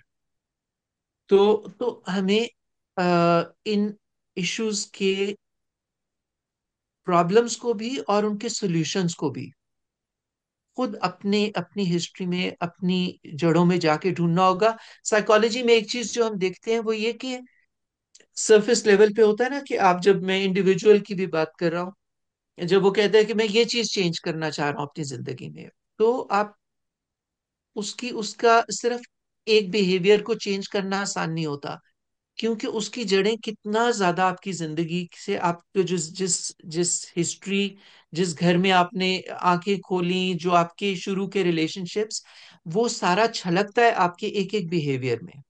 आपको गहराई में देखना पड़ता है। अगर डीपर लेवल पे शिफ्ट आए तो वो आपका बिहेवियर खुद ब खुद चेंज हो जाता है। डीपर एटीट्यूड्स में जब शिफ्ट आता है तो आप सरफेस लेवल के आपके आइडियाज खुद ब खुद नरम होने शुरू होते हैं, खुद ब खुद उनमें सॉफ्टनेस, उसमें प्लूरलिज्म आपके मुआशरे में खुद ब खुद नजर आती है।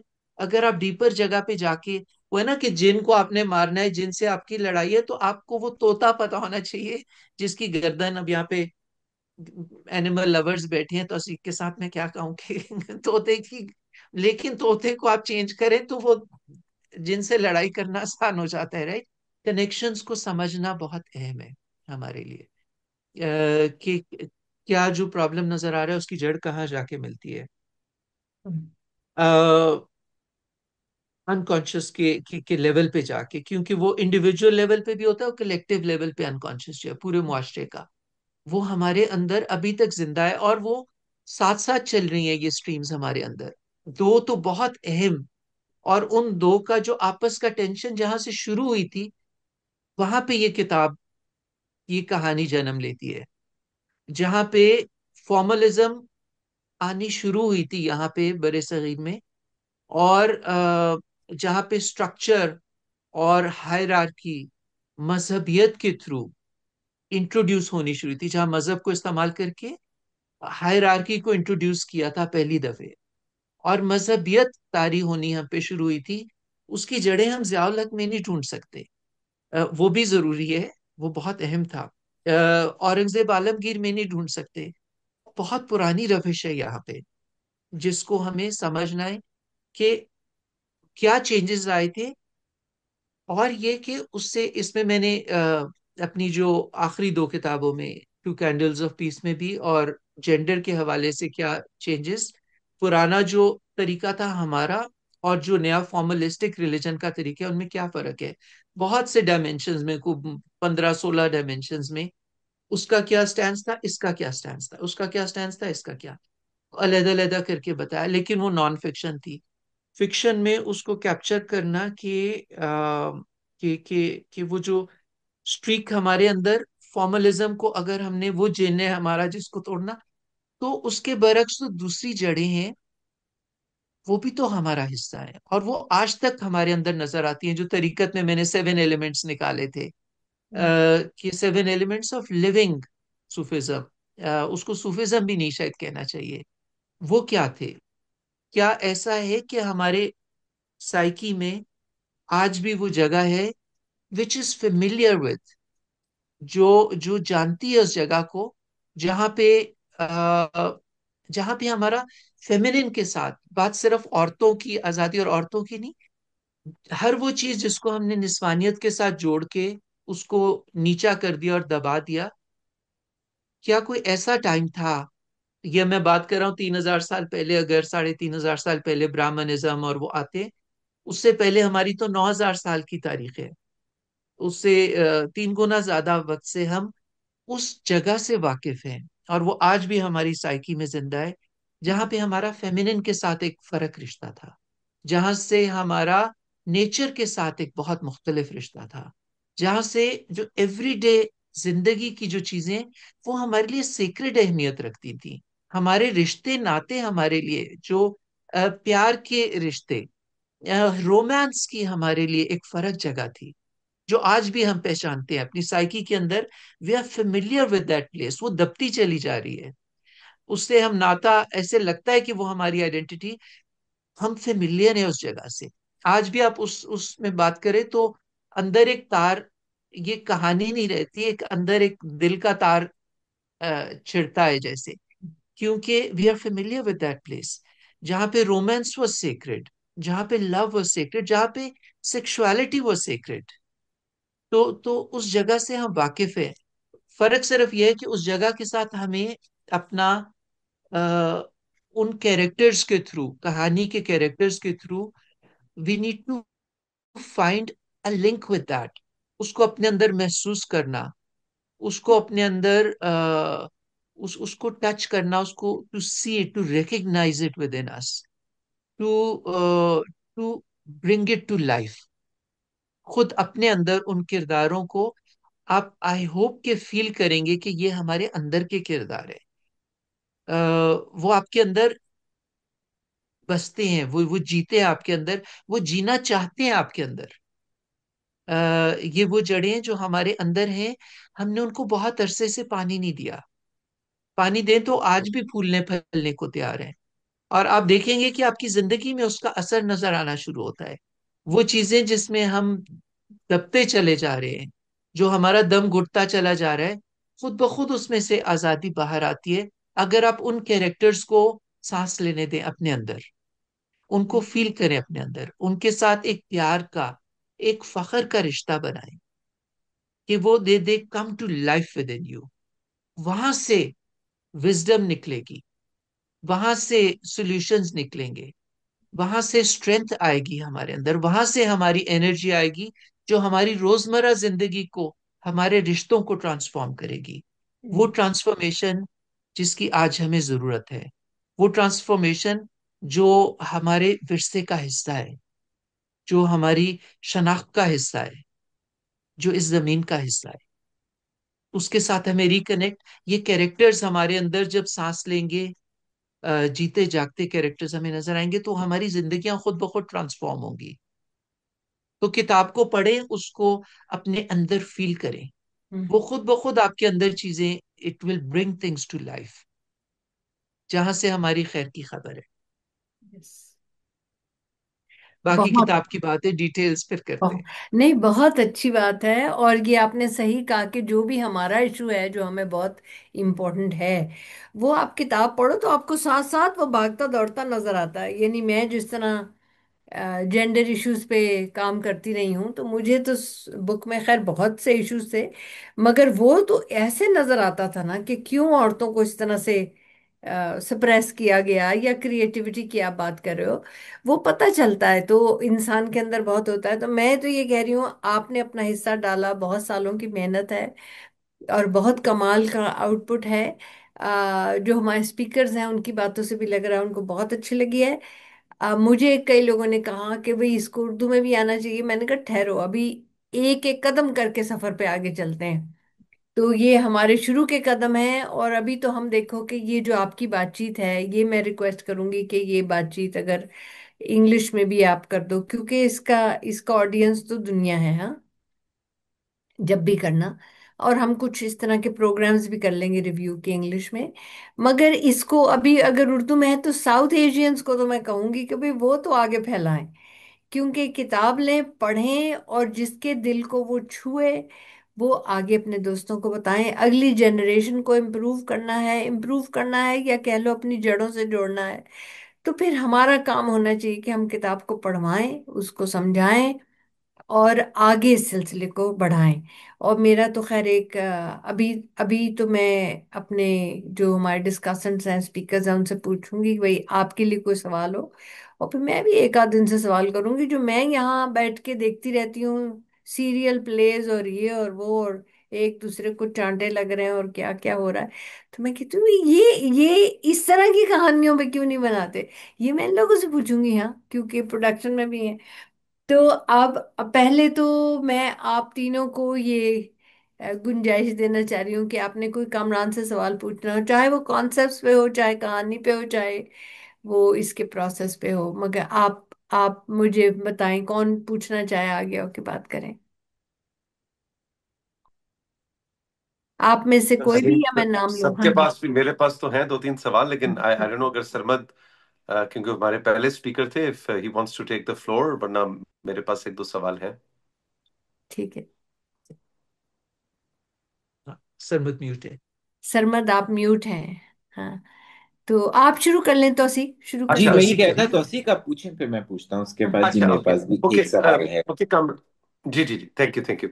अच्छा, कामरान, मुझे याद है तरीकत के हवाले से मैंने और आपने बहुत अरसा उस पे एक प्रोजेक्ट पे काम भी किया, और आपसे बहुत कुछ सीखने का मौका मिला, और उस पे भी हम यही बात जो करते थे कि जो वीडियो हमने बनाया था, story of a banyan tree, हाँ। और पूरे पाकिस्तान में जाके उसको विजुलाइज किया और उन एलिमेंट्स को निकाला था जो हमारी रोजमर्रा रूहानियत का हिस्सा एग्जैक्टली। है। बिल्कुल। तो बिल्कुल। उस वक्त भी हमारी ये बात होती थी, लेकिन आज इस किताब के बाद आई थिंक ये सवाल मुझे लगता है बहुत वैलिड है अब ये सवाल है as a writer, hmm, not as an intellectual, as a philosopher, as an authority on comparative religions. No. Hmm, As a psychiatrist, psychologist, no. Now, this question is purely as a writer to Kamran. And the question is कि आपने I think सरमत थोड़ी देर पहले इसको mention कर रहे थे, या शायद वीर जी के, इतनी खूबसूरती से हिस्टोरिकल, आपने आई थिंक सरमत कह रहा था कि हिस्ट्री को फिक्शनलाइज करके इतना उसको रीडेबल बनाया. Now my question to you is, was it difficult, या और उसके अंदर क्या बीच में एक वक्त आता था आप कहते थे अरे अरे अरे अरे, अब इसमें जरा फिक्शन, थोड़ा स्टोरी का ट्विस्ट एंड टर्न डालो ताकि ये रीडेबल एज अ फिक्शन बने. So what were the challenges for Kamran Ahmed as a writer कि वो फिक्शन में इतना मेन स्ट्रीम एक्सपेरिमेंट कर रहा था?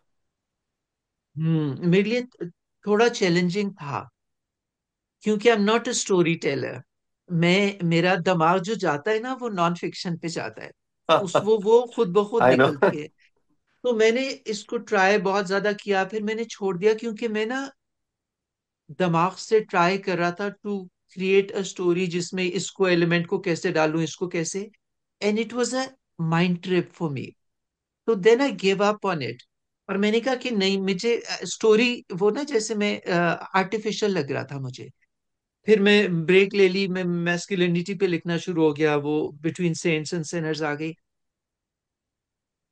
एंड देन वो जो आपका बीच पड़ जाता है ना, वो अपना फिर रास्ता ढूंढता है, क्योंकि वो आप उसको छोड़ देते हैं, लेकिन वो अंदर अपना अपना ऑर्गेनिकली रास्ता निकाल रहा होता है। तो it it continue to grow. वो दूसरी किताब आई, फिर एक और मैंने आधी लिखी, मजहब के हवाले से लिख रहा था। एंड देन सडनली इसने जोर मार के, जैसे नहीं, वो सरफेस में से खुद बाहर निकलती चीज, क्योंकि वो कैरेक्टर्स दिमाग में ऐसे बना के छोड़ दिए थे, लेकिन वो जो डायनेमिक्स के साथ आप काम कर रहे होते हो, जिनके बारे में सोच रहे होते हो, तो वो उन कैरेक्टर्स के बीच में जैसे बुनते जाते हैं।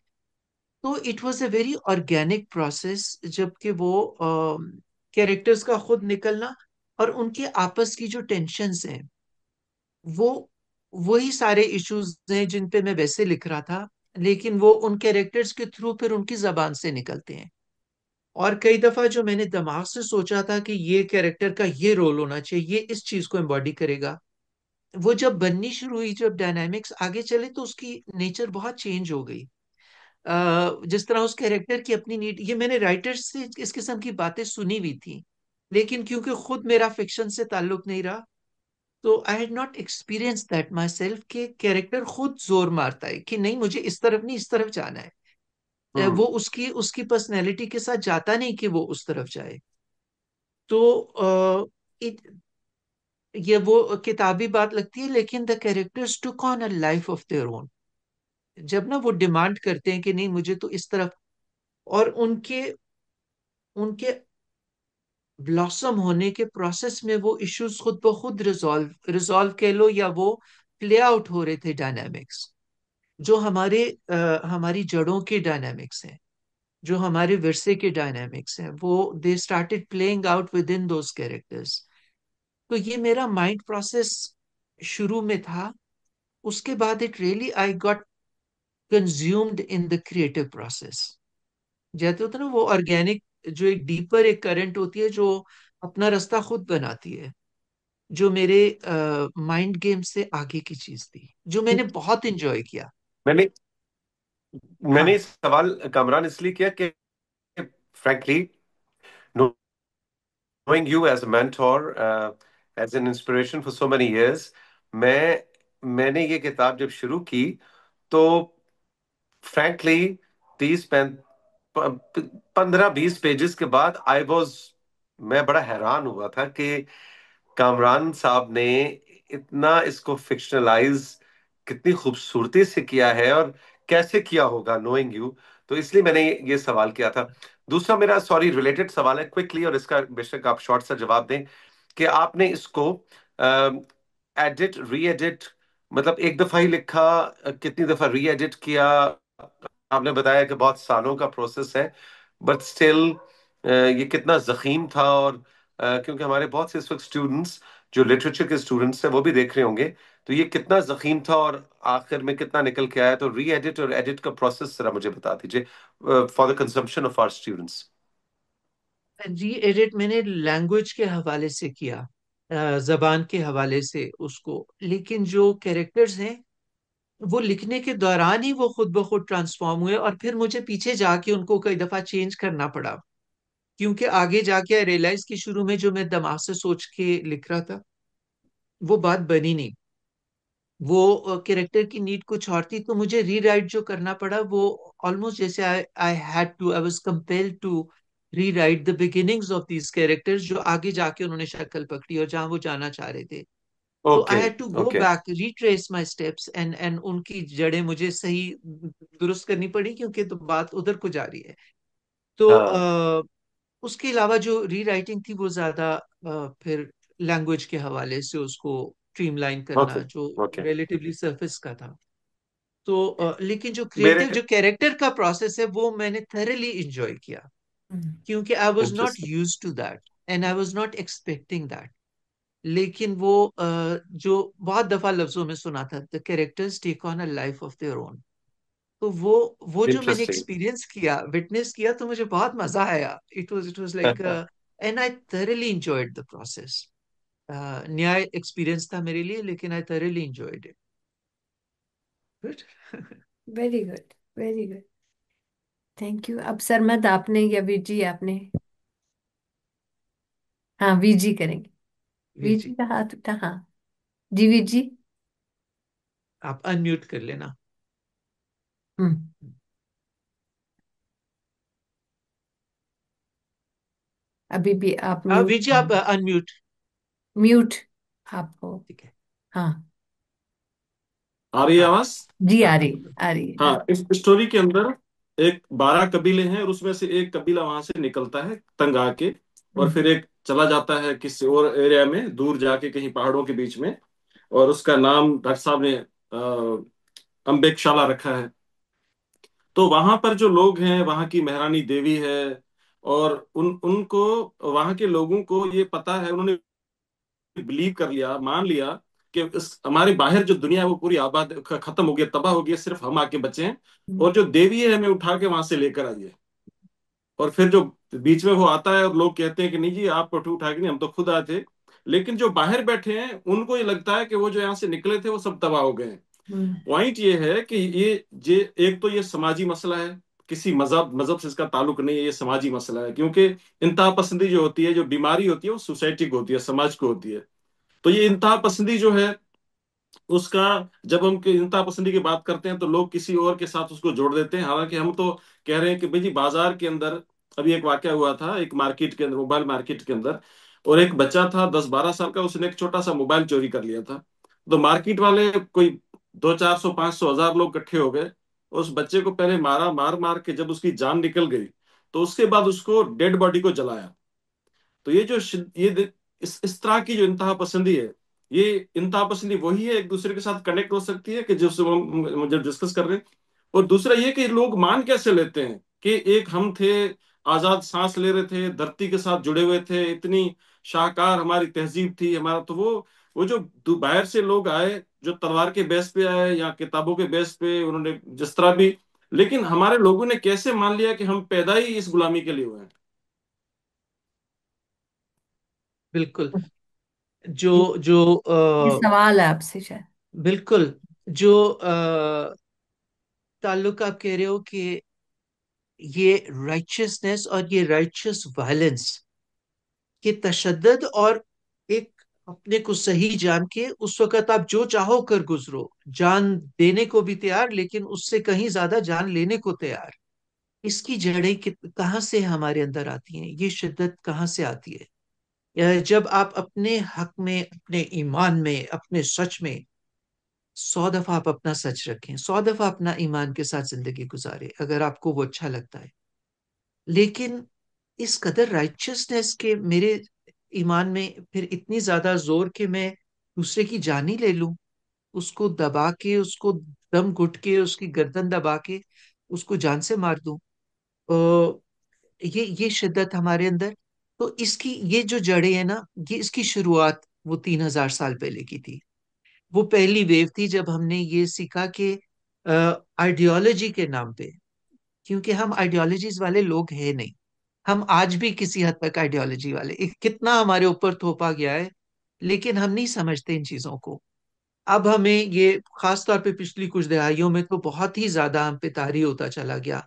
पिछली कुछ सेंचुरीज में आई थिंक औरंगजेब के जमाने में एक बहुत शिफ्ट था, बड़ा शिफ्ट था बड़े सगीर का। उसके बाद ये पिछले कुछ कुछ डेकेड्स में। लेकिन जब हम आइडियोलॉजी के नाम पे कत्ल करते हैं, लेकिन इसकी शुरुआत जो थी वो 3,000 साल पहले। उसके लिए मैं कहता हूँ कि उस 3,000 साल पहले से बिल्कुल पहले का जो जमाना था और बहुत हजार साल पहले का जो जमाना था, उसके साथ अपना नाता जोड़ना बहुत अहम है। ये फल के लेवल पे जिस बच्चे को मार रहे हैं, ये खुद ब खुद ठीक होगा अगर आप उस डीपर लेवल के साथ कनेक्शन अपना वापस जोड़ लेते हैं, जो जिसमें से खैर की खबर है, जिसमें से जिंदगी की खबर है, जिसमें से सांस लेने की उम्मीद है। अगर वो हम नाता जोड़ सकते हैं तो खुद ब खुद सरफेस पे चीजें ठीक होंगी, क्योंकि हमारे अंदर इसकी भी जड़ें हैं लेकिन उसकी भी हैं।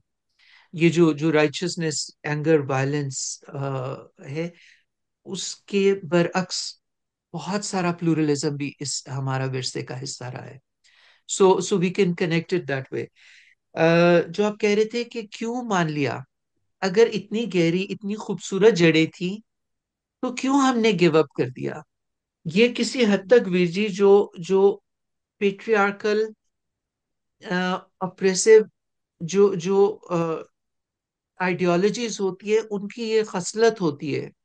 यूरोप में भी ऐसे हुआ, उधर भी पुराने गॉडेस रिलीजन्स थे, ट्रेडिशंस थी जिनको विच कह के जलाया गया। वो ट्रेडिशंस जो प्लूरलिस्टिक होती हैं, उनको उन ट्रेडिशंस के साथ मुकाबला करना मुश्किल होता है, जो अपने सच को दूसरे पे हावी करना अपना हक समझती हैं, बल्कि अपना हक नहीं अपना फर्ज समझती हैं।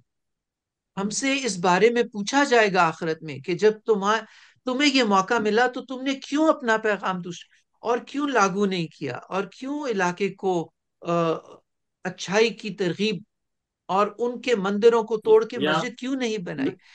तो ये एक तो ये ट्रेडिशन ट्रेडिशन में फर्क होता है। प्लूरलिस्टिक ट्रेडिशंस बहुत आसानी से दब जाती हैं क्योंकि वो दूसरे को सांस लेने की जगह देती हैं। दूसरा, मैं तब आजकल के जमाने में बहुत कहता हूं कि रिस्पेक्ट 100 दफा हो लेकिन म्यूचुअल हो। अगर दूसरा आपकी इज्जत कर रहा है, रिस्पेक्ट कर रहा है, तो फिर आप उसकी रिस्पेक्ट करें। अगर दूसरा इज्जत नहीं कर रहा तो फिर आप you take a stand on your own views. अब उसमें आके कहीं आप अपनी ट्रेडिशन तो नहीं खो देते। ये सटल चीजें हैं, ये लंबी डिस्कशन है। लेकिन एक तो ये कि पेट्रियार्की बाय नेचर वो दूसरे पे हावी होती है। उसको लगता है कि मेरा सच दूसरे के सच से ज्यादा है।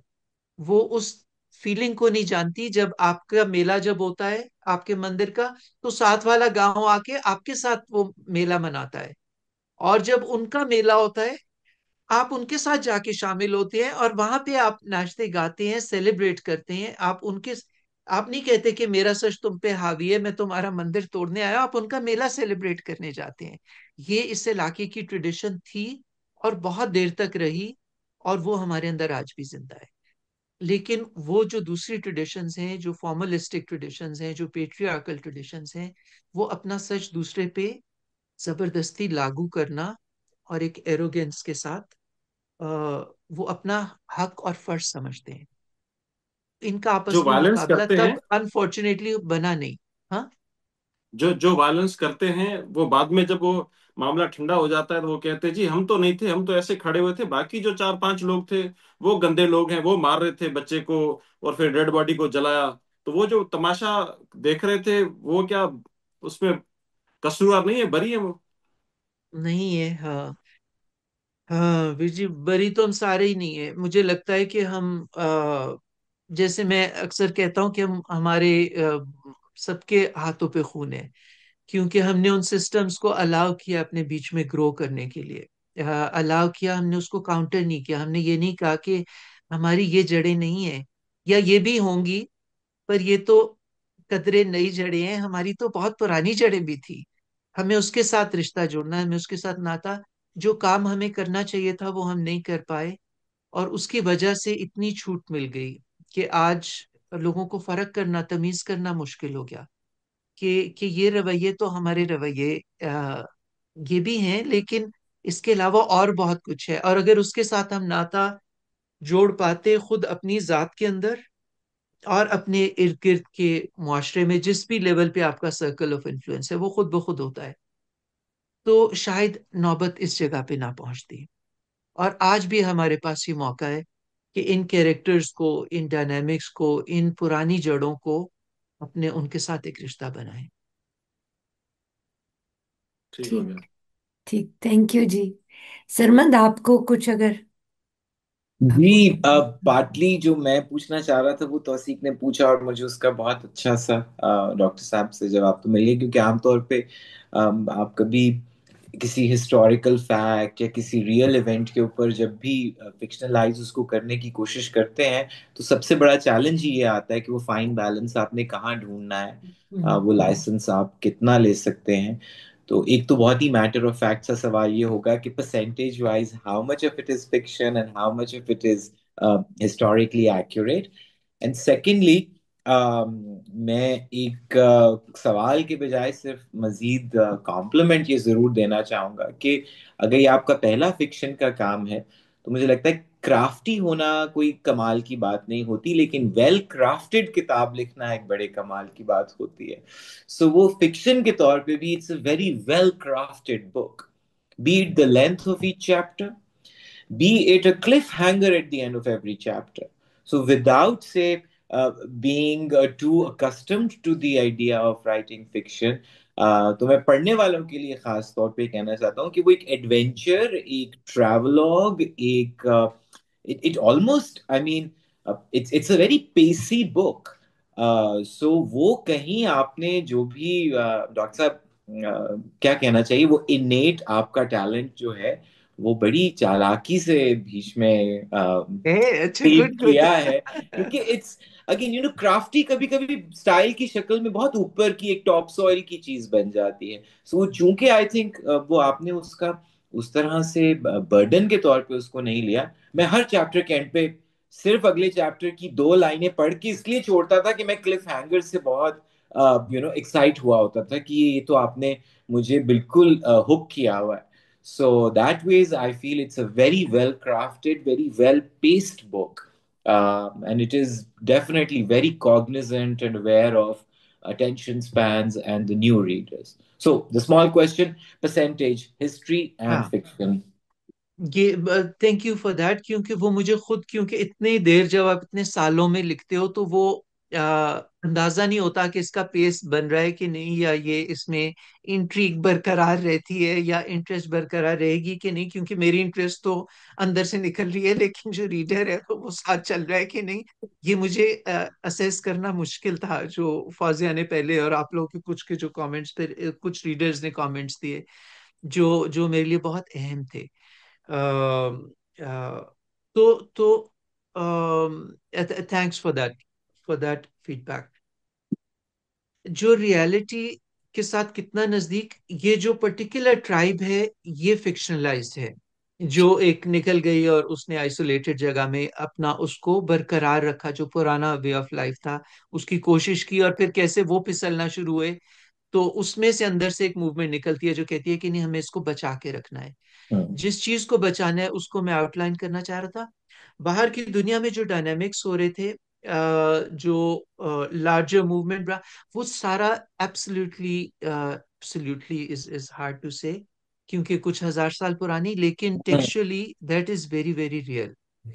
वो इसी तरह से हुआ था, और इन्हीं तरीकों से हावी हुई थी नई वाली सोच पुराने तर्ज जिंदगी के ऊपर। ये सोच थी, वो लिव्ड रियलिटी थी जिसके ऊपर ये आइडियोलॉजी हावी हुई। और वो डायनामिक्स जो है वो बिल्कुल रियल है। उसके अंदर कैरेक्टर्स फिक्शनलाइज हैं, लेकिन जो डायनामिक्स थे वो उसी वक्त के थे, और वो बिल्कुल रियल थे। और वो अनफॉर्चुनेटली हमारे विरसे का हिस्सा है। जिससे शुक्रिया। हमें आप रिकवर कहो होना है। उन कैरेक्टर्स को रियल या अनरियल कहो भाई, मुझे तो अच्छा नहीं लग रहा क्योंकि मेरी तो रिश्तेदारी है उनसे अभी। तो मैं तो सयाम की फिक्र करती रहती हूँ, इसलिए वो तो मेरे लिए बहुत रियल है, ठीक है। वो हमारे अंदर रियल है, बिल्कुल। हाँ, वो हमारे अंदर के और कैरेक्टर्स हैं। जुड़त है, एक जुड़त है। हाँ। That's true. गुड। वैसे तो आइडिया बुरा नहीं है कि उर्दू में बजाय कोई किताब आए। हमारे पास इतने बड़े बैठे हुए मीडिया के दोस्त, तो अगर उर्दू में कोई इस तरह की डॉक्यूमेंट्री या कोई चीज आ जाए तो क्या ही बात हो जाए। हाँ, मेरे तो ख्याल है फिल्म भी इस पे आ सकती है, सीरियल भी आ हाँ। सकता है। और मैं तो जब हम्म। देखती हूँ दूसरे, तो फिर मैं सोचती हूँ कि भाई अगर ये सब कुछ लोग देख सकते हैं तो अपनी असलियत, अपने पास्ट क्यों नहीं देख सकते, है ना? और ऐसा नहीं, मैं इस पे सोचता रहा, मुझे क्योंकि मेरा मेरा दिल करता है कि इन ये ना जैसे कैरेक्टर्स अंदर कोई चीज जगाएं हमारे अंदर। हम्म। और ये डायनेमिक्स जो है, ये हम अपने अंदर, ये जो टेंशन है जो अभी अभी शर्मा, जो आखिरी कुछ चैप्टर्स में इसका पेस बढ़ेगा एक्चुअली। जी और जी वो टेंशन खुल के वो conflict, it it shows up, it erupts. तो उस टेंशन को हम लोग जीता जागता जितना ज्यादा देखें, तो वो अंदर, जैसे मैं कह रहा हूँ, दिल के तार हम्म। छिड़ने चाहिए, हिलने चाहिए। सही। वो कहीं ज्यादा पावरफुली होते हैं जब आप विजुअली देखते हो। या। और मैं सोच रहा था कि लेकिन हमारे यहाँ के तो ड्रामे, वो फैमिली स्टोरी से बाहर चीज नहीं आ रही, समहाउ मुश्किल हो रहा है।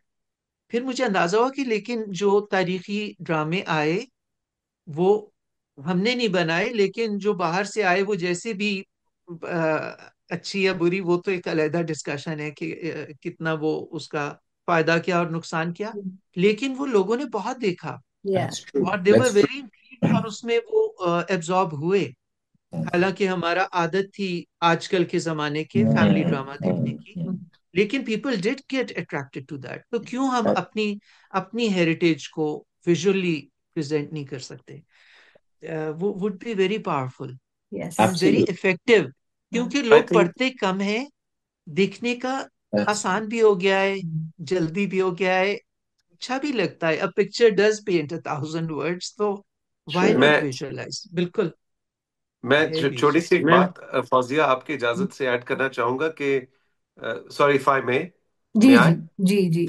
अच्छा, वीर ने जो बात की, और बिल्कुल ये जो आप भी बात करें कि इसको विजुलाइज करने की, कम बजट में जब तरीकत को हमने विजुलाइज किया था, the story of a banyan tree 2015 में, तो वो तो एक चीज मौजूद है। लेकिन जो डॉक्टर साहब जिसका जिक्र कर रहे हैं कि वो हमारे दूसरे ममालिक के ड्रामे और वो हमारी एक और तरह की history which is part of the history, वो करेक्ट थी नहीं करेक्ट थी, वो जो भी थी उसको उससे मुबर्रा। लेकिन आई थिंक मैं ये कोई वेट सरमद पे नहीं डाल रहा इस बात में।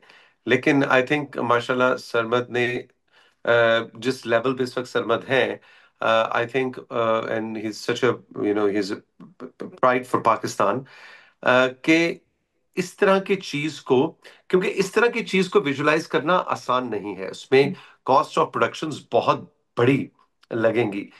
यानी 3,000 साल पुरानी कहानी को री एनैक्ट करना। सो मैं हाईली रिकमेंड करूंगा कि मे बी इन फ्यूचर सहमद इस पे सोचें जरूर।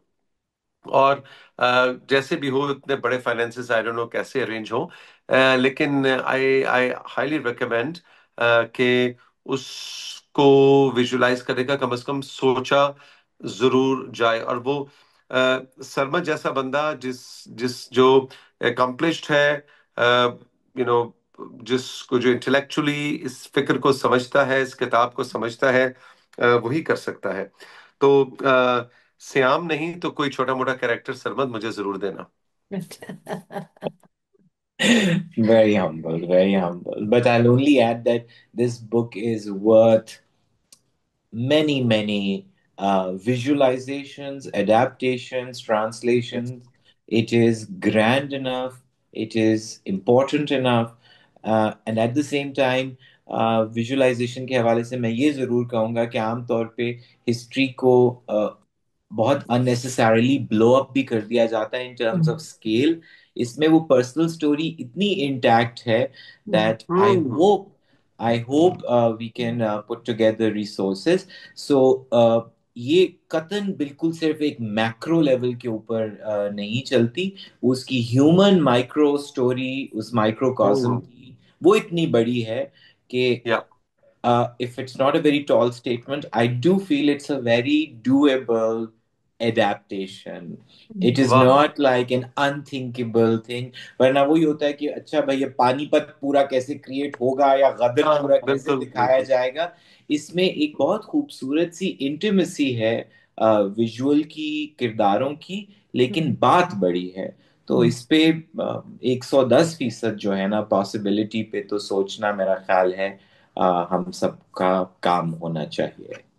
बस सरबत की अगली फिल्म का आइडिया एक्चुअली दे दिया मैंने। और मुझे मुझे मैं सरमत की बात से बिल्कुल इत्तेफाक करूंगा कि मुझे लगता है कि ग्रैंड स्केल पे बनाने की जगह, जैसे वो इंडिया ने मोहनजोदाड़ो बनाई थी तो वो बड़े बड़े उसके सेट्स थे, ये सटल चीजों में और छोटी छोटी आपस की जो उन कैरेक्टर्स के थ्रू ये हिस्ट्री खुद ब खुद सामने आएगी। जो टेंशन्स थी, हिस्टोरिकल टेंशन्स, वो एक एक कैरेक्टर के बीच में और उस कैरेक्टर के अपने अंदर के कॉन्फ्लिक्ट के बीच में वो नजर आएंगी।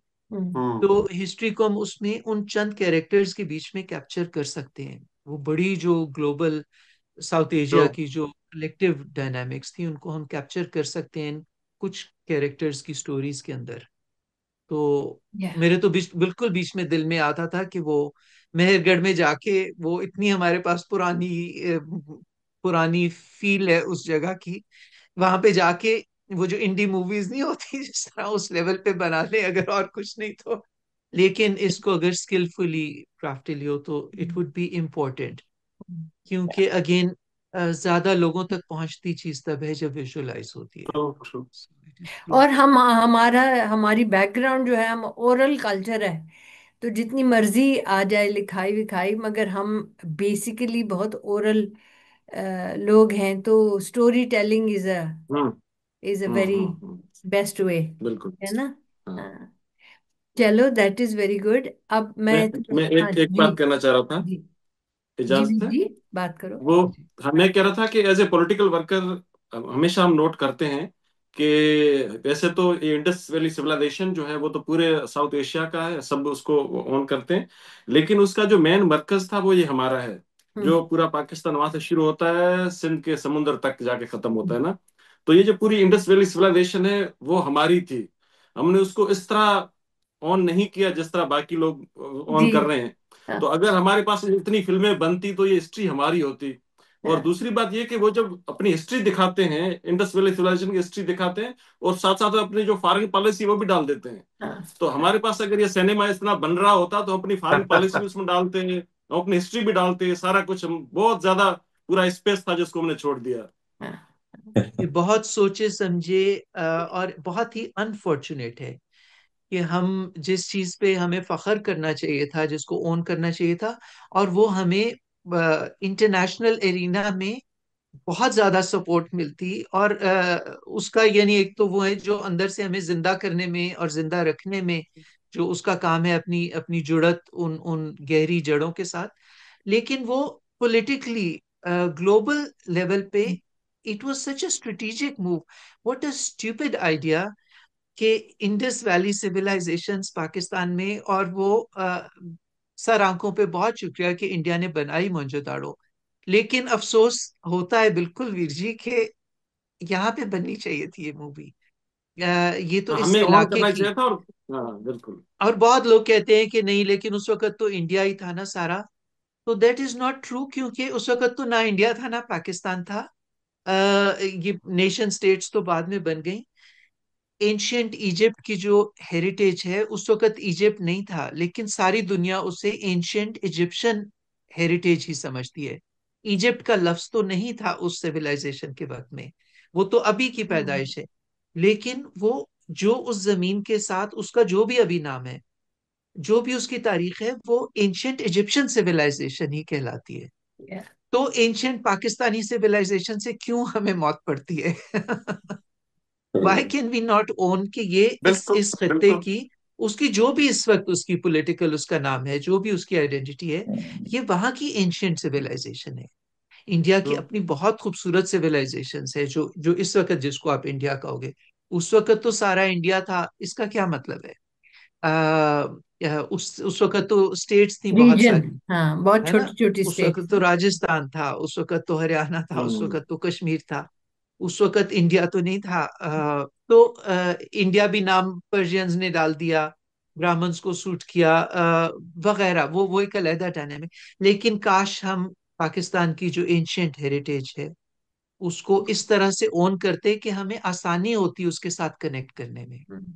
और उसके साथ और रिश्ता, अपने पॉलिटिकल स्पेशली जब। इश्यूज, हाँ, मैंने जी कहा जी। उसमें इतनी इतनी बड़ी तारीख थी हमारी हजारों सालों की, उसके बीच में अपने पॉलिटिकल इशू भी डाल देते जैसे पड़ोसी मुल्क डालता है। 100 तरह की चीजें, हाँ, उसमें वो हर कहाँ तरह का करते भाई फायदा। हम, हाँ, हर जगह ये हमेशा। सोचने की चीज है, सोचने की बात है। हाँ। हाँ हाँ। अच्छा। इसके लिए दिल बड़े चाहिए और दिमाग भी बड़े चाहिए। तो अब मैं थोड़ा सा कंक्लूजन की तरफ, अगर कामरान इजाजत हो तो जाऊं। और मल्या और फहद वहां हाँ। बैठे हैं और वो सवाल देख रहे थे, जो बहुत ग्रुप हमारा ज्यादा जो है वो फेसबुक के साथ है ना? हम्म। तो वहां से तो कुछ उनसे। आप अगर उसमें से रिप्रेजेंटेटिव सवाल जो आपको लगे कि भाई कई कई लोग उस किस्म का पूछ रहे हैं, जरा हमारे साथ शेयर कीजिए प्लीज। आ रहे हैं भी वो। और जो देखने हम्म। वाले हैं, जब तक उनको मैं ये कहूंगी कि वो भी इस प्रोसेस का हिस्सा बनेंगे, क्योंकि ये अब जो कहानी लिखी गई है इसको पढ़वाना, इसके साथ रिश्ता बनाना, ये हमारा काम है। यहाँ पे काम करना है जी। जब तक सवाल आते हैं, फौजिया, मैं एक चीज ऐड करूं कि वीर जी के भी, सरमद के और मेरे जो, और आप लोगों के भी जो इस वक्त इंडिया में हमारे व्यूअर्स, हमारे फॉलोअर्स, मैं हम्म। फैंस का लफ्ज इस्तेमाल नहीं करूंगा, हमारे जो फॉलोअर्स हैं, चाहे हम्म। वो इंस्टाग्राम पे या फेसबुक पे, वो इस वक्त ये ब्रॉडकास्ट देख रहे हैं, तो प्लीज इसको इंडिया पाकिस्तान की तफरीक से अलग होके देखिए। हम्म। और आज की जो भी गुफ्तगू हुई, और डॉक्टर कामरान की जो किताब है, इसको एक पाकिस्तानी ऑथर की पाकिस्तानी किताब के, नहीं है। यही तो इस किताब का मैसेज है, इससे गुड। निकल के पढ़िएगा इस किताब को। हाँ। क्यों डॉक्टर साहब, do you agree with me और नॉट, कि इसको बिल्कुल, हमने। क्योंकि जो जिन इश्यूज का इसमें जिस जिस ट्रांजिशन की मैं बात कर रहा हूँ, वो इस पूरे खित्ते की ट्रांजिशन थी। एग्जैक्टली अगर एग्जैक्टली। तबकाती निजाम से हमने सफर किया तो वो इस पूरे खित्ते ने किया। अगर मजहबियत की जड़ें पड़ी, जिसको आज हम हमारे गिट्टों में बैठी हुई है वो चीज, तो हाँ, वो उसमें वेव्स में आई वो।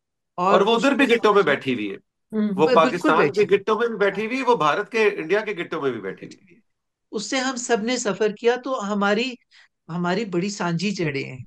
उनको है। बिल्कुल। उनको प्यार के साथ अपने इश्यूज को और अपना जो दिल के रिश्ते और वो हमें उनसे जोड़ के रखना है। ये वक्ती, ये सरफेस लेवल की नेशन स्टेट्स तो अभी डेकेड्स की बात है। जी हमने जी कहा बिल्कुल। नेशन स्टेट्स में आप डिवाइड करेंगे, हम लोगों की बहुत जुड़त है और हमारी। हिस्सा था पूरा हमारा। हाँ, तो ये हमारी बिल्कुल। कलेक्टिव इश्यूज हैं। इसको हमने तो इंडिया इससे, पाकिस्तान में नहीं बांटना, बिल्कुल आप सही कह रहे हो। एग्जैक्टली तो इससे मुबर्रा होके इसको पढ़िए। और इवन इंडिया में जो आपके कॉलीग्स हैं, इंशाल्लाह जब पब्लिश हो जाएगी तो उसके बाद उसको, या ऑनलाइन इसका वर्जन होगा, उसको शेयर कीजिए। और जैसे मैंने कहा कि इसको उस इंडिया पाकिस्तान के की तफरीक से मुबर्रा कीजिए, और इसको, इस चीज को आगे फैलाइए। And I would request even are the consumer, I don't know how many of you are have comprehended it, all conversation in Urdu, but those of you who have not, maybe you can recommend it, the English version, to other journalistic minds also, who are interested in history, who are interested in history of subcontinent, the thousands and thousands of years of history. So kindly recommend this book to others as well, so that we all can celebrate our past. ये India में Amazon के through it would be available. Pakistan में Amazon नहीं है, लेकिन India में है। और क्योंकि इश्यूज इतने ज्यादा 3,000 साल पुराने, वो हिस्ट्री सारी हमारी सांझी थी, तो आई एम होपिंग। और वो अभी तक करंट इश्यूज हैं ये हमारे। तबकाती निज़ाम, उसमें बेशक वो उससे आगे बेहतरी की तरफ चीज जा रही है, लेकिन बहुत ज्यादा अभी भी वो इश्यूज बाकी ये हैं। है, हाँ। मजहबियत का तो सर्टेनली है, कास्ट का है, जेंडर के इश्यूज अभी तक हैं बहुत ज्यादा। तो ये हमारा प्रॉब्लम्स भी सांझे हैं, उनके सॉल्यूशंस भी शायद साझे हैं। हाँ। और अमेजोन से मैं ये भी कह दूं कि आप किताब मंगा भी सकते हैं, डिजिटल भी आप ले सकते हैं। ये कुछ और दिनों के अंदर इट वुड बी अवेलेबल। और और ये ऑडियो में भी आ रही है, और विद इन अ वीक और सो ये ऑडियो में भी अवेलेबल होगी, बिकॉज जैसे मैंने कहा हम ओरल कल्चर हैं, हमें जुबानी जुबानी ज्यादा मजा आता है कहानियां सुनना। तो ऑडियो में भी आप ले सकते हैं। तो अमेजोन से तो ये ग्लोबली अवेलेबल है। और फिर पाकिस्तान में TWS AWS पब्लिकेशन, पब्लिशर्स जो वहाँ बहुत अच्छी पब्लिशर्स तरह को आप से, हाँ। ऑर्डर कर सकते हैं, आपके घर पे आएगी। और कुछ बुक स्टोर्स में भी होगी। तो ये तरीके हैं। और तौसीक, अब पढ़वाना हमारा काम है, ये भी हमारी जिम्मेदारी इन सेंस के भाई लोग पढ़ें और फिर डिस्कशन करनी हो तो करें। और मैं तो ये कामरान से भी कह रही थी कि कुछ इंग्लिश में भी हम इस पे बातचीत जो है वो हम लॉन्च इसकी करेंगे। वेबसाइट पे डालेंगे, ताकि जो इंग्लिश पढ़ने वाले उनको भी मजा आए ना भाई, उनकी भी तो रिश्तेदारियां बन जाएंगी इन बिल्कुल बिल्कुल। कैरेक्टर। हाँ। तो ये हम करेंगे। अब मलिया जो, और फहद, और दोनों फहद, हाँ, बिल्कुल ये बताओ। मेहरगढ़ की तरफ से भी आप समझ लो, और अस्सलाम वालेकुम। हमारे टीम का हिस्सा। बिल्कुल। तो आप आप लोग कुछ अगर सवाल शेयर करना चाहें। जी, मैं सोच रही थी कि आपने हमारे जो साथी सुन रहे हैं उनसे कहा नहीं कि अगर वो कोई सवाल पूछना चाहें। हाँ, शुरू में तो कहा था, मगर जिन्होंने लेट अच्छा। ज्वाइन किया होगा उनको शायद नहीं पता हाँ, होगा। नहीं पता होगा। सो हाँ। कुछ तो हमारे साथी अ, हम्म। ये कह रहे हैं कि वो कितना थरली एंजॉय करें the depth of your analysis Kamran Ahmed. जैसे रफीक कह रहे हैं, रफीक जाफर, हाँ। इम्तियाज खालिद कह रहे हैं कामरान के मैं बहुत अरसे से आपको जानता हूँ, लेकिन आज आपकी बात सुन के अंदाजा हो रहा है कि मैं बहुत सुपरफिशियल लेवल पे आपको जानता था। अब ये किताब पढ़नी पड़ेगी और आपको कि आपके कितने डांस, फैसेट्स हैं, है ना। डांस पार्टीज में जानना और होता है। नहीं नहीं भाई, और गपशप बहुत होती थी। जी। सो राबिया नूर जो है वो ये पूछ रही हैं, रीजन उन्होंने पूछा था कि क्या इंस्पिरेशन थी नॉवल लिखने की, वो तो आई थिंक आपने काफी तफसील से बता दिया। उसके अलावा वो ये कह रही हैं कि the goddess of the Indus presented in the novel, is it related to और different from the mythological Greek और Hindu goddesses? Is it different? हाँ। इज इट डिफरेंट और हाउ सिमिलर और डिफरेंट? सो आप मजाहिब के अंदर एक जिस तरह कहा करते हैं कि मजहब तो सब एक ही बात करते हैं, तो मैं हमेशा अपने जो डिटेल में हम लोग लंबे सेशंस किया करते हैं तो उसमें मैं कहता होता हूँ कि खुदारा ऐसी बात ना करें, खुदारा कि मजहब और मजहब में जमीन आसमान का फर्क, दिन रात का फर्क होता है। हर तरह की चीजें, रेंज बहुत ज्यादा है। तो रेंज भी होती है, लेकिन एक खास एस्पेक्ट्स हैं जो अक्रॉस द बोर्ड भी आपको नजर आते हैं। पेट्रियार्कल मजाहिब की खास तरह की टेंडेंसीज हैं, इंटॉलरेंस आएगी आएगी उसमें। जो ऑल इंक्लूसिव मजाहिब हैं, उनके जो हेवन बेस्ड मजाहिब हैं उसमें इंटॉलरेंस, लैक ऑफ प्लूरलिज्म आपको खुद ब खुद नजर। जो गॉडेस की ट्रेडिशंस रही उसमें बहुत सी सिमिलैरिटीज हैं। उनका जमीन के साथ रिश्ता, उनका क्रिएटिविटी के साथ रिश्ता, उनका एग्रीकल्चर के साथ रिश्ता, उनमें एक सॉफ्टनेस, ये चीजें अक्रॉस द ग्लोब हमें नजर आती हैं। उन जगहों पे जहाँ पे the face of the sacred was feminine, hmm. तो उसमें खास तरह की टेंडेंसीज आपको उन ट्रेडिशंस में भी और उन लोगों में, उन ट्रेडिशंस ने जिन लोगों को जिन पे असर डाला, उन लोगों में, उन कौमों में आपको वो टेंडेंसीज नजर आती हैं। तो certainly there is a strong connection between जो पुराने गॉडेस रिलीजन्स थे यूरोप के, जो कि दब गए। फिर ये पेट्रियार्कल रिलीजन्स की जो वेव्स आई, हमारे ऊपर तो दो आई, लेकिन यूरोप में क्रिश्चियनिटी की आई, तो उसमें वो दब गई। लेकिन ये बहुत सारी सिमिलैरिटीज हैं, बिल्कुल है, बिल्कुल है। ओके मलिया, आप अगर एक ऐसा। हाँ। सजेशन रफीक जाफर की तरह, इतने जैसे एक्टिवेट हो जाता है ना हर एक का दिमाग, एक तो वो कह रहे हैं कि ये आपकी किताब का हर चैप्टर जो है इसके ऊपर एक एक ड्रामा सीरियल की तरह, हम्म एक एक ड्रामा एक एक हम्म चैप्टर के ऊपर। हम्म और दूसरा, अभी वो कह रहे हैं रफीक दोबारा कि many years ago I had the opportunity to meet Sheikh Ayaz. He hmm was writing his first novel and said that one needs to have decades of experience to be able to write a worthwhile novel.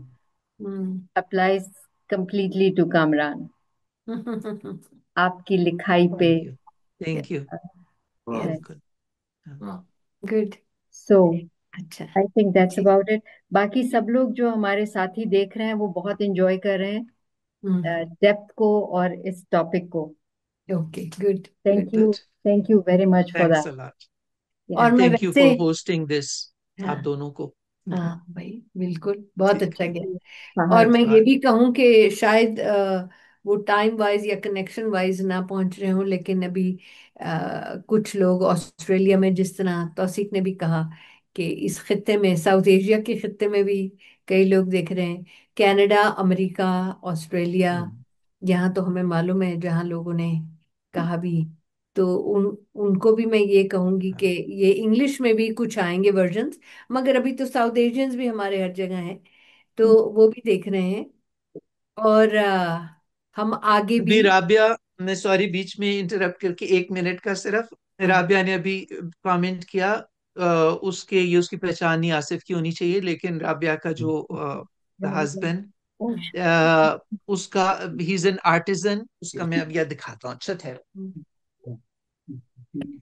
अच्छा, ये उसका कोई। Look at this, मेरे कमरे में लगी हुई। ये ओह, नजर आ रही। यस यस, आ रही है। He does would work, carving से। ये वो चीजें हैं, क्रिएटिविटी, जो मैं कह रहा हूँ कि ये हमारा विरसा है। ये हिस्सा है हमारा, इस जिसको हमें रिवाइव करना है, जिसके साथ हमें जोड़ना है, जिसमें से हीलिंग निकलती है, यस जिसमें यस विजडम यस। है। तो बहुत सारे लोग बाकी हैं जो वो मजे से अपना कमरे में लगा रहते हैं और तरह तरह की चीजें वो इस पे रिलीफ्स बनाता रहता है, वुडन। पर ये चीजें ऑर्गेनिकली हमारा हिस्सा है और जिंदा है। इनको सिर्फ इनके साथ वापस कनेक्ट करके, इनको इन वैल्यू जड़ों के करके, साथ वापस जुड़ना जड़ों है। के साथ करना है। हाँ बिल्कुल। एक हाँ, हाँ। जी। कमरुद्दीन शम्स का, उन्होंने और भी बहुत सी चीजें लिखी हैं।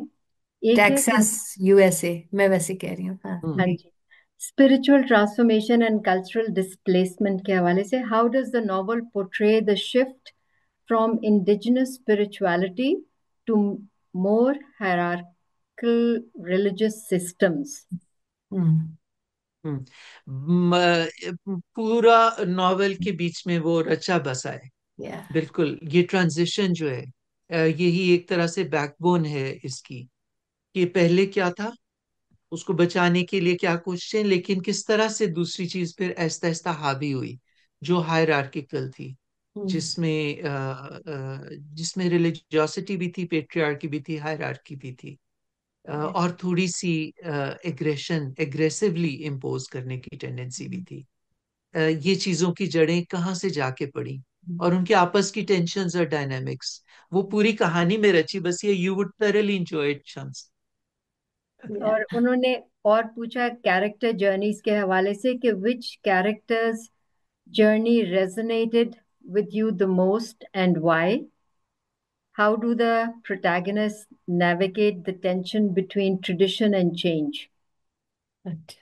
हाँ, किसी ने कहा कि श्याम तो लग रहा था कि अपने ऊपर ही बना लिया। वो इनवेरिएबली आपकी ऑटोबायोग्राफी आपके कैरेक्टर्स में होती है, और मुख्तलिफ एस्पेक्ट्स, मुख्तलिफ कैरेक्टर्स, लेकिन जाहिर है कि वो प्रोटैगनिस्ट में आप कुछ चीजें अपनी भी डाल देते हैं, अपने सवाल, अपनी जर्नी, अपने अंदर के दर्द, अपने दुख, अपने क्वेश्चंस, और उनका पर मजा तब आता है कि उसके साथ साथ चलना कैरेक्टर के।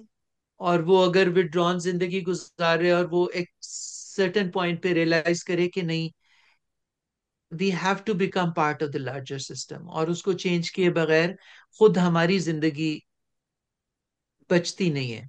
हम्म अपनी जिंदगी को बचाना, अपने जिन चीजों से आपको प्यार है उनको बचाने के लिए, you have to get engaged in the system. तो वो चेंज के प्रोसेस में से खुद कैसे वो गुजरता है, और मेरी होप ये है कि वो, अगर मेरे अंदर का प्रोसेस था या श्याम का प्रोसेस था, तो वो पढ़ने वाले उसके साथ साथ चलेंगे, and at some point you realise कि लार्जर सिस्टम में ट्रांसफॉर्मेशन लाने का हिस्सा बने बगैर हमारी सर्वाइवल है नहीं।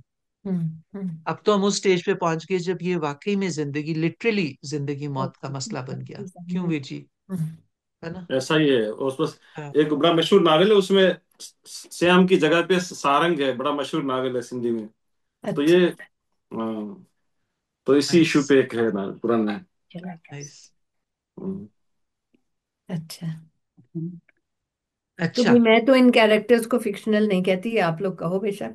सॉरी, बार बार। भाई मेरी तो बड़ी रिश्तेदारी हो गई है, तो इसलिए जब आप लोग कहते हो ना ये इस तरह किया उसने कैरेक्टर ने, तो मैं एकदम से Yes. ऐसा सोचती हूँ ये श्याम के बारे में बोल रहे हैं या अह, के बारे में बोल कैरेक्टर रहे कैरेक्टर क्या लगा ये? हैं। वाह, अच्छा, ठीक है जी। ओके। हाँ, बहुत अच्छा। अब मैं ये कहूंगी, पहली बात तो मलिया आप इस बात को इंडोर्स करना कि ये जो पूरा प्रोग्राम है ये रिकॉर्ड होके इसी फेसबुक के इसी लिंक के ऊपर ये अपलोड होगा, है ना? जी, थोड़ा सा इशू था, ये पब्लिक नहीं हुआ for some reason. Public settings में है, लेकिन जब लाइव स्ट्रीम हो रहा है तो it's not public for some reason. अच्छा। वील अच्छा। फिक्स इट, ताकि ये जब खत्म होगा तो उसके बाद it should be available to everyone.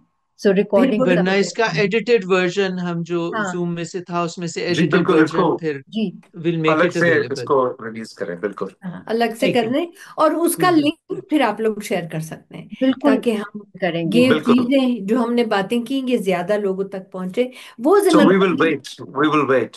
ठीक है ना? बिल्कुल हाँ, बिल्कुल, ये हाँ जी। जिम्मेदारी मैं चाहती हूँ कि हम लोग लें, क्योंकि मैं भी प्रैग्मेटिक बंदा हूँ, तो मैं कहती हूँ चलो जो काम कामरान ने किया, थैंक यू हाँ आप लोगों ने दोनों ने, जो मलिया और फहद, आप लोगों ने इसको हम लोगों को इंक्लूड किया, तो अब इसको आगे पहुंचाना हमारा काम है, और वो हम ये इस प्रोग्राम की भी शेयर करें, और जो बुक की इंफॉर्मेशन है तो आप लोग उस फेसबुक पे भी डालना, और इसकी अनाउंसमेंट में भी थी, वो शेयर करें, खास तौर पे जब ऑडियो आएगी, फिर तो हम अपने बुजुर्गों को भी शामिल कर सकते हैं, यंग लोगों को भी कर सकते हैं। हाँ मगर ये जो सही। फैलाने का काम होता है ना, ये भी अपनी जिम्मेदारी इसलिए होती है क्योंकि हमारी नस्ल का ये फर्ज है कि हम अपनी जो यंगर जनरेशन है उसको हम आगाही दें और उसको हम शामिल करें इस तोड़ जोड़ के प्रोसेस में जो हमने ठीक करनी है अपनी जड़ें। ठीक है जी, किसी को अर्जेंट चीज तो नहीं, हम कंक्लूड कर लें अब? कर एक लें। और क्वेश्चन आ रहा है, वो जी। निम्रा अरूज हमारी मेहरगढ़ ग्रेजुएट हैं। Thank you अच्छा। for the wonderful talk. I have a question about the process of writing. Would you like to share about your vulnerability as a writer? Since it's very crucial to talk about it, just to maybe inspire young generation to write whatever they like.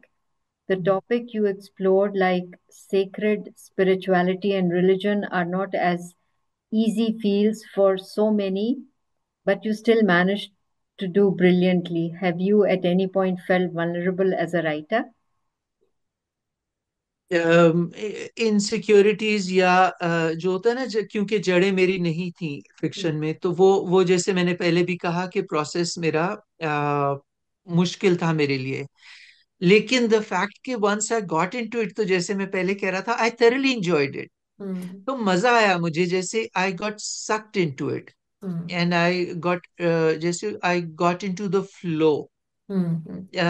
and I enjoyed that very much। Good. तो एक है जो अपने को expression देना, और fiction को उसके साथ अपना रिश्ता बनाना, चाहे वो पढ़ने की हद तक, जो बहुत इंपॉर्टेंट है टू स्टार्ट विद, लेकिन लिखने की हद तक भी। और क्या लिखा, क्या कहा, उसमें अपने ऊपर रिफ्लेक्ट करना, अपने इर्द गिर्द चीजों को गहराई से देखना और समझना, और ब्रॉडन करते जाना।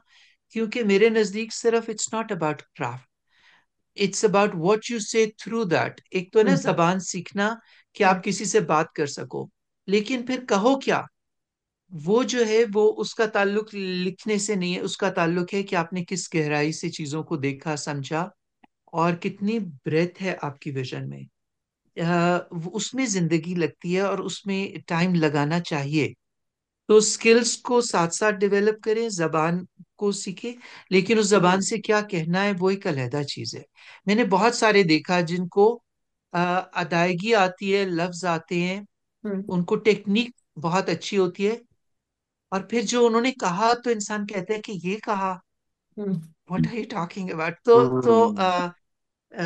और हमारे अपने वी हैव सीन क्यों सरमत, जो कैसे कैसे ड्रामा निगार, और वो, और जब वो बात करनी शुरू करते हैं जेंडर पे या कुछ, तो इंसान सर पकड़ता है, क्यों नो, कितना स्किल होने के बाद आपके बेसिक व्यूज। तो वो एक अलहदा चीज है कि आपकी वो सरमत के समझ बड़े अच्छे और आप दोस्त हैं, ऐसे ना है कहें। है सरमत के बड़े सरमत के बड़े प्यारे दोस्त हैं वो, ऐसे ना कहें आप। रे नहीं नहीं, ये हो नहीं सकता, क्या बात कर रहे हो? अच्छा, अच्छा, नहीं नहीं, तो हाउ टू से इट एंड व्हाट टू से, दोनों अहम है, बिल्कुल। या ठीक है। गुड, अब आप क्लोज कर सकते हो। बस ठीक है। मैं अब यही चाह रही थी कि मलिया बता देंगी कोई, अगर is it okay to conclude, कि हमारा टाइम भी जी। हो गया। हम्म, अ, 1.5 घंटा हो गया। हम्म। बस वो कमेंट्स हैं बहुत से, हम्म। लेकिन क्वेश्चंस वो एज मैं सच बाद में नहीं हम है। देखते रहेंगे। हाँ बहुत बिल्कुल हाँ, देखते हम उनको रहेंगे। बिल्कुल एक ठीक, एक को पढ़ेंगे, बिल्कुल बिल्कुल ठीक, बिल्कुल। मजे और लेके। मैंने तो एक तो वो पहले ही इस प्रोसेस में आ रहे थे कि भाई उर्दू में भी इसको ट्रांसलेट करें, तो हाँ हम पहले देखेंगे कैसी बुक आगे पढ़ी जाती है, और फिर उसके बाद बिल्कुल। और वीर जी ने जो आज कहा कि कुछ अपनी जुबानों में भी इसको ट्रांसलेट करें, जो हमारे मुल्क की जुबानें हैं, तो वो भी जरूर अंडर कंसिडरेशन होगा, डिपेंडिंग ऑन कि how people take it and how it get spread. तो मैं तो इस चीज़ पे बहुत ही ज़्यादा कमिटेड होती हूँ कि अपना अपना रोल अदा करना चाहिए। और अगर हम इसको फैला के और अपनी अपने बच्चों से, अपने नौजवानों से नहीं पढ़ाएंगे, तो फिर हम अपना रोल नहीं अदा करेंगे।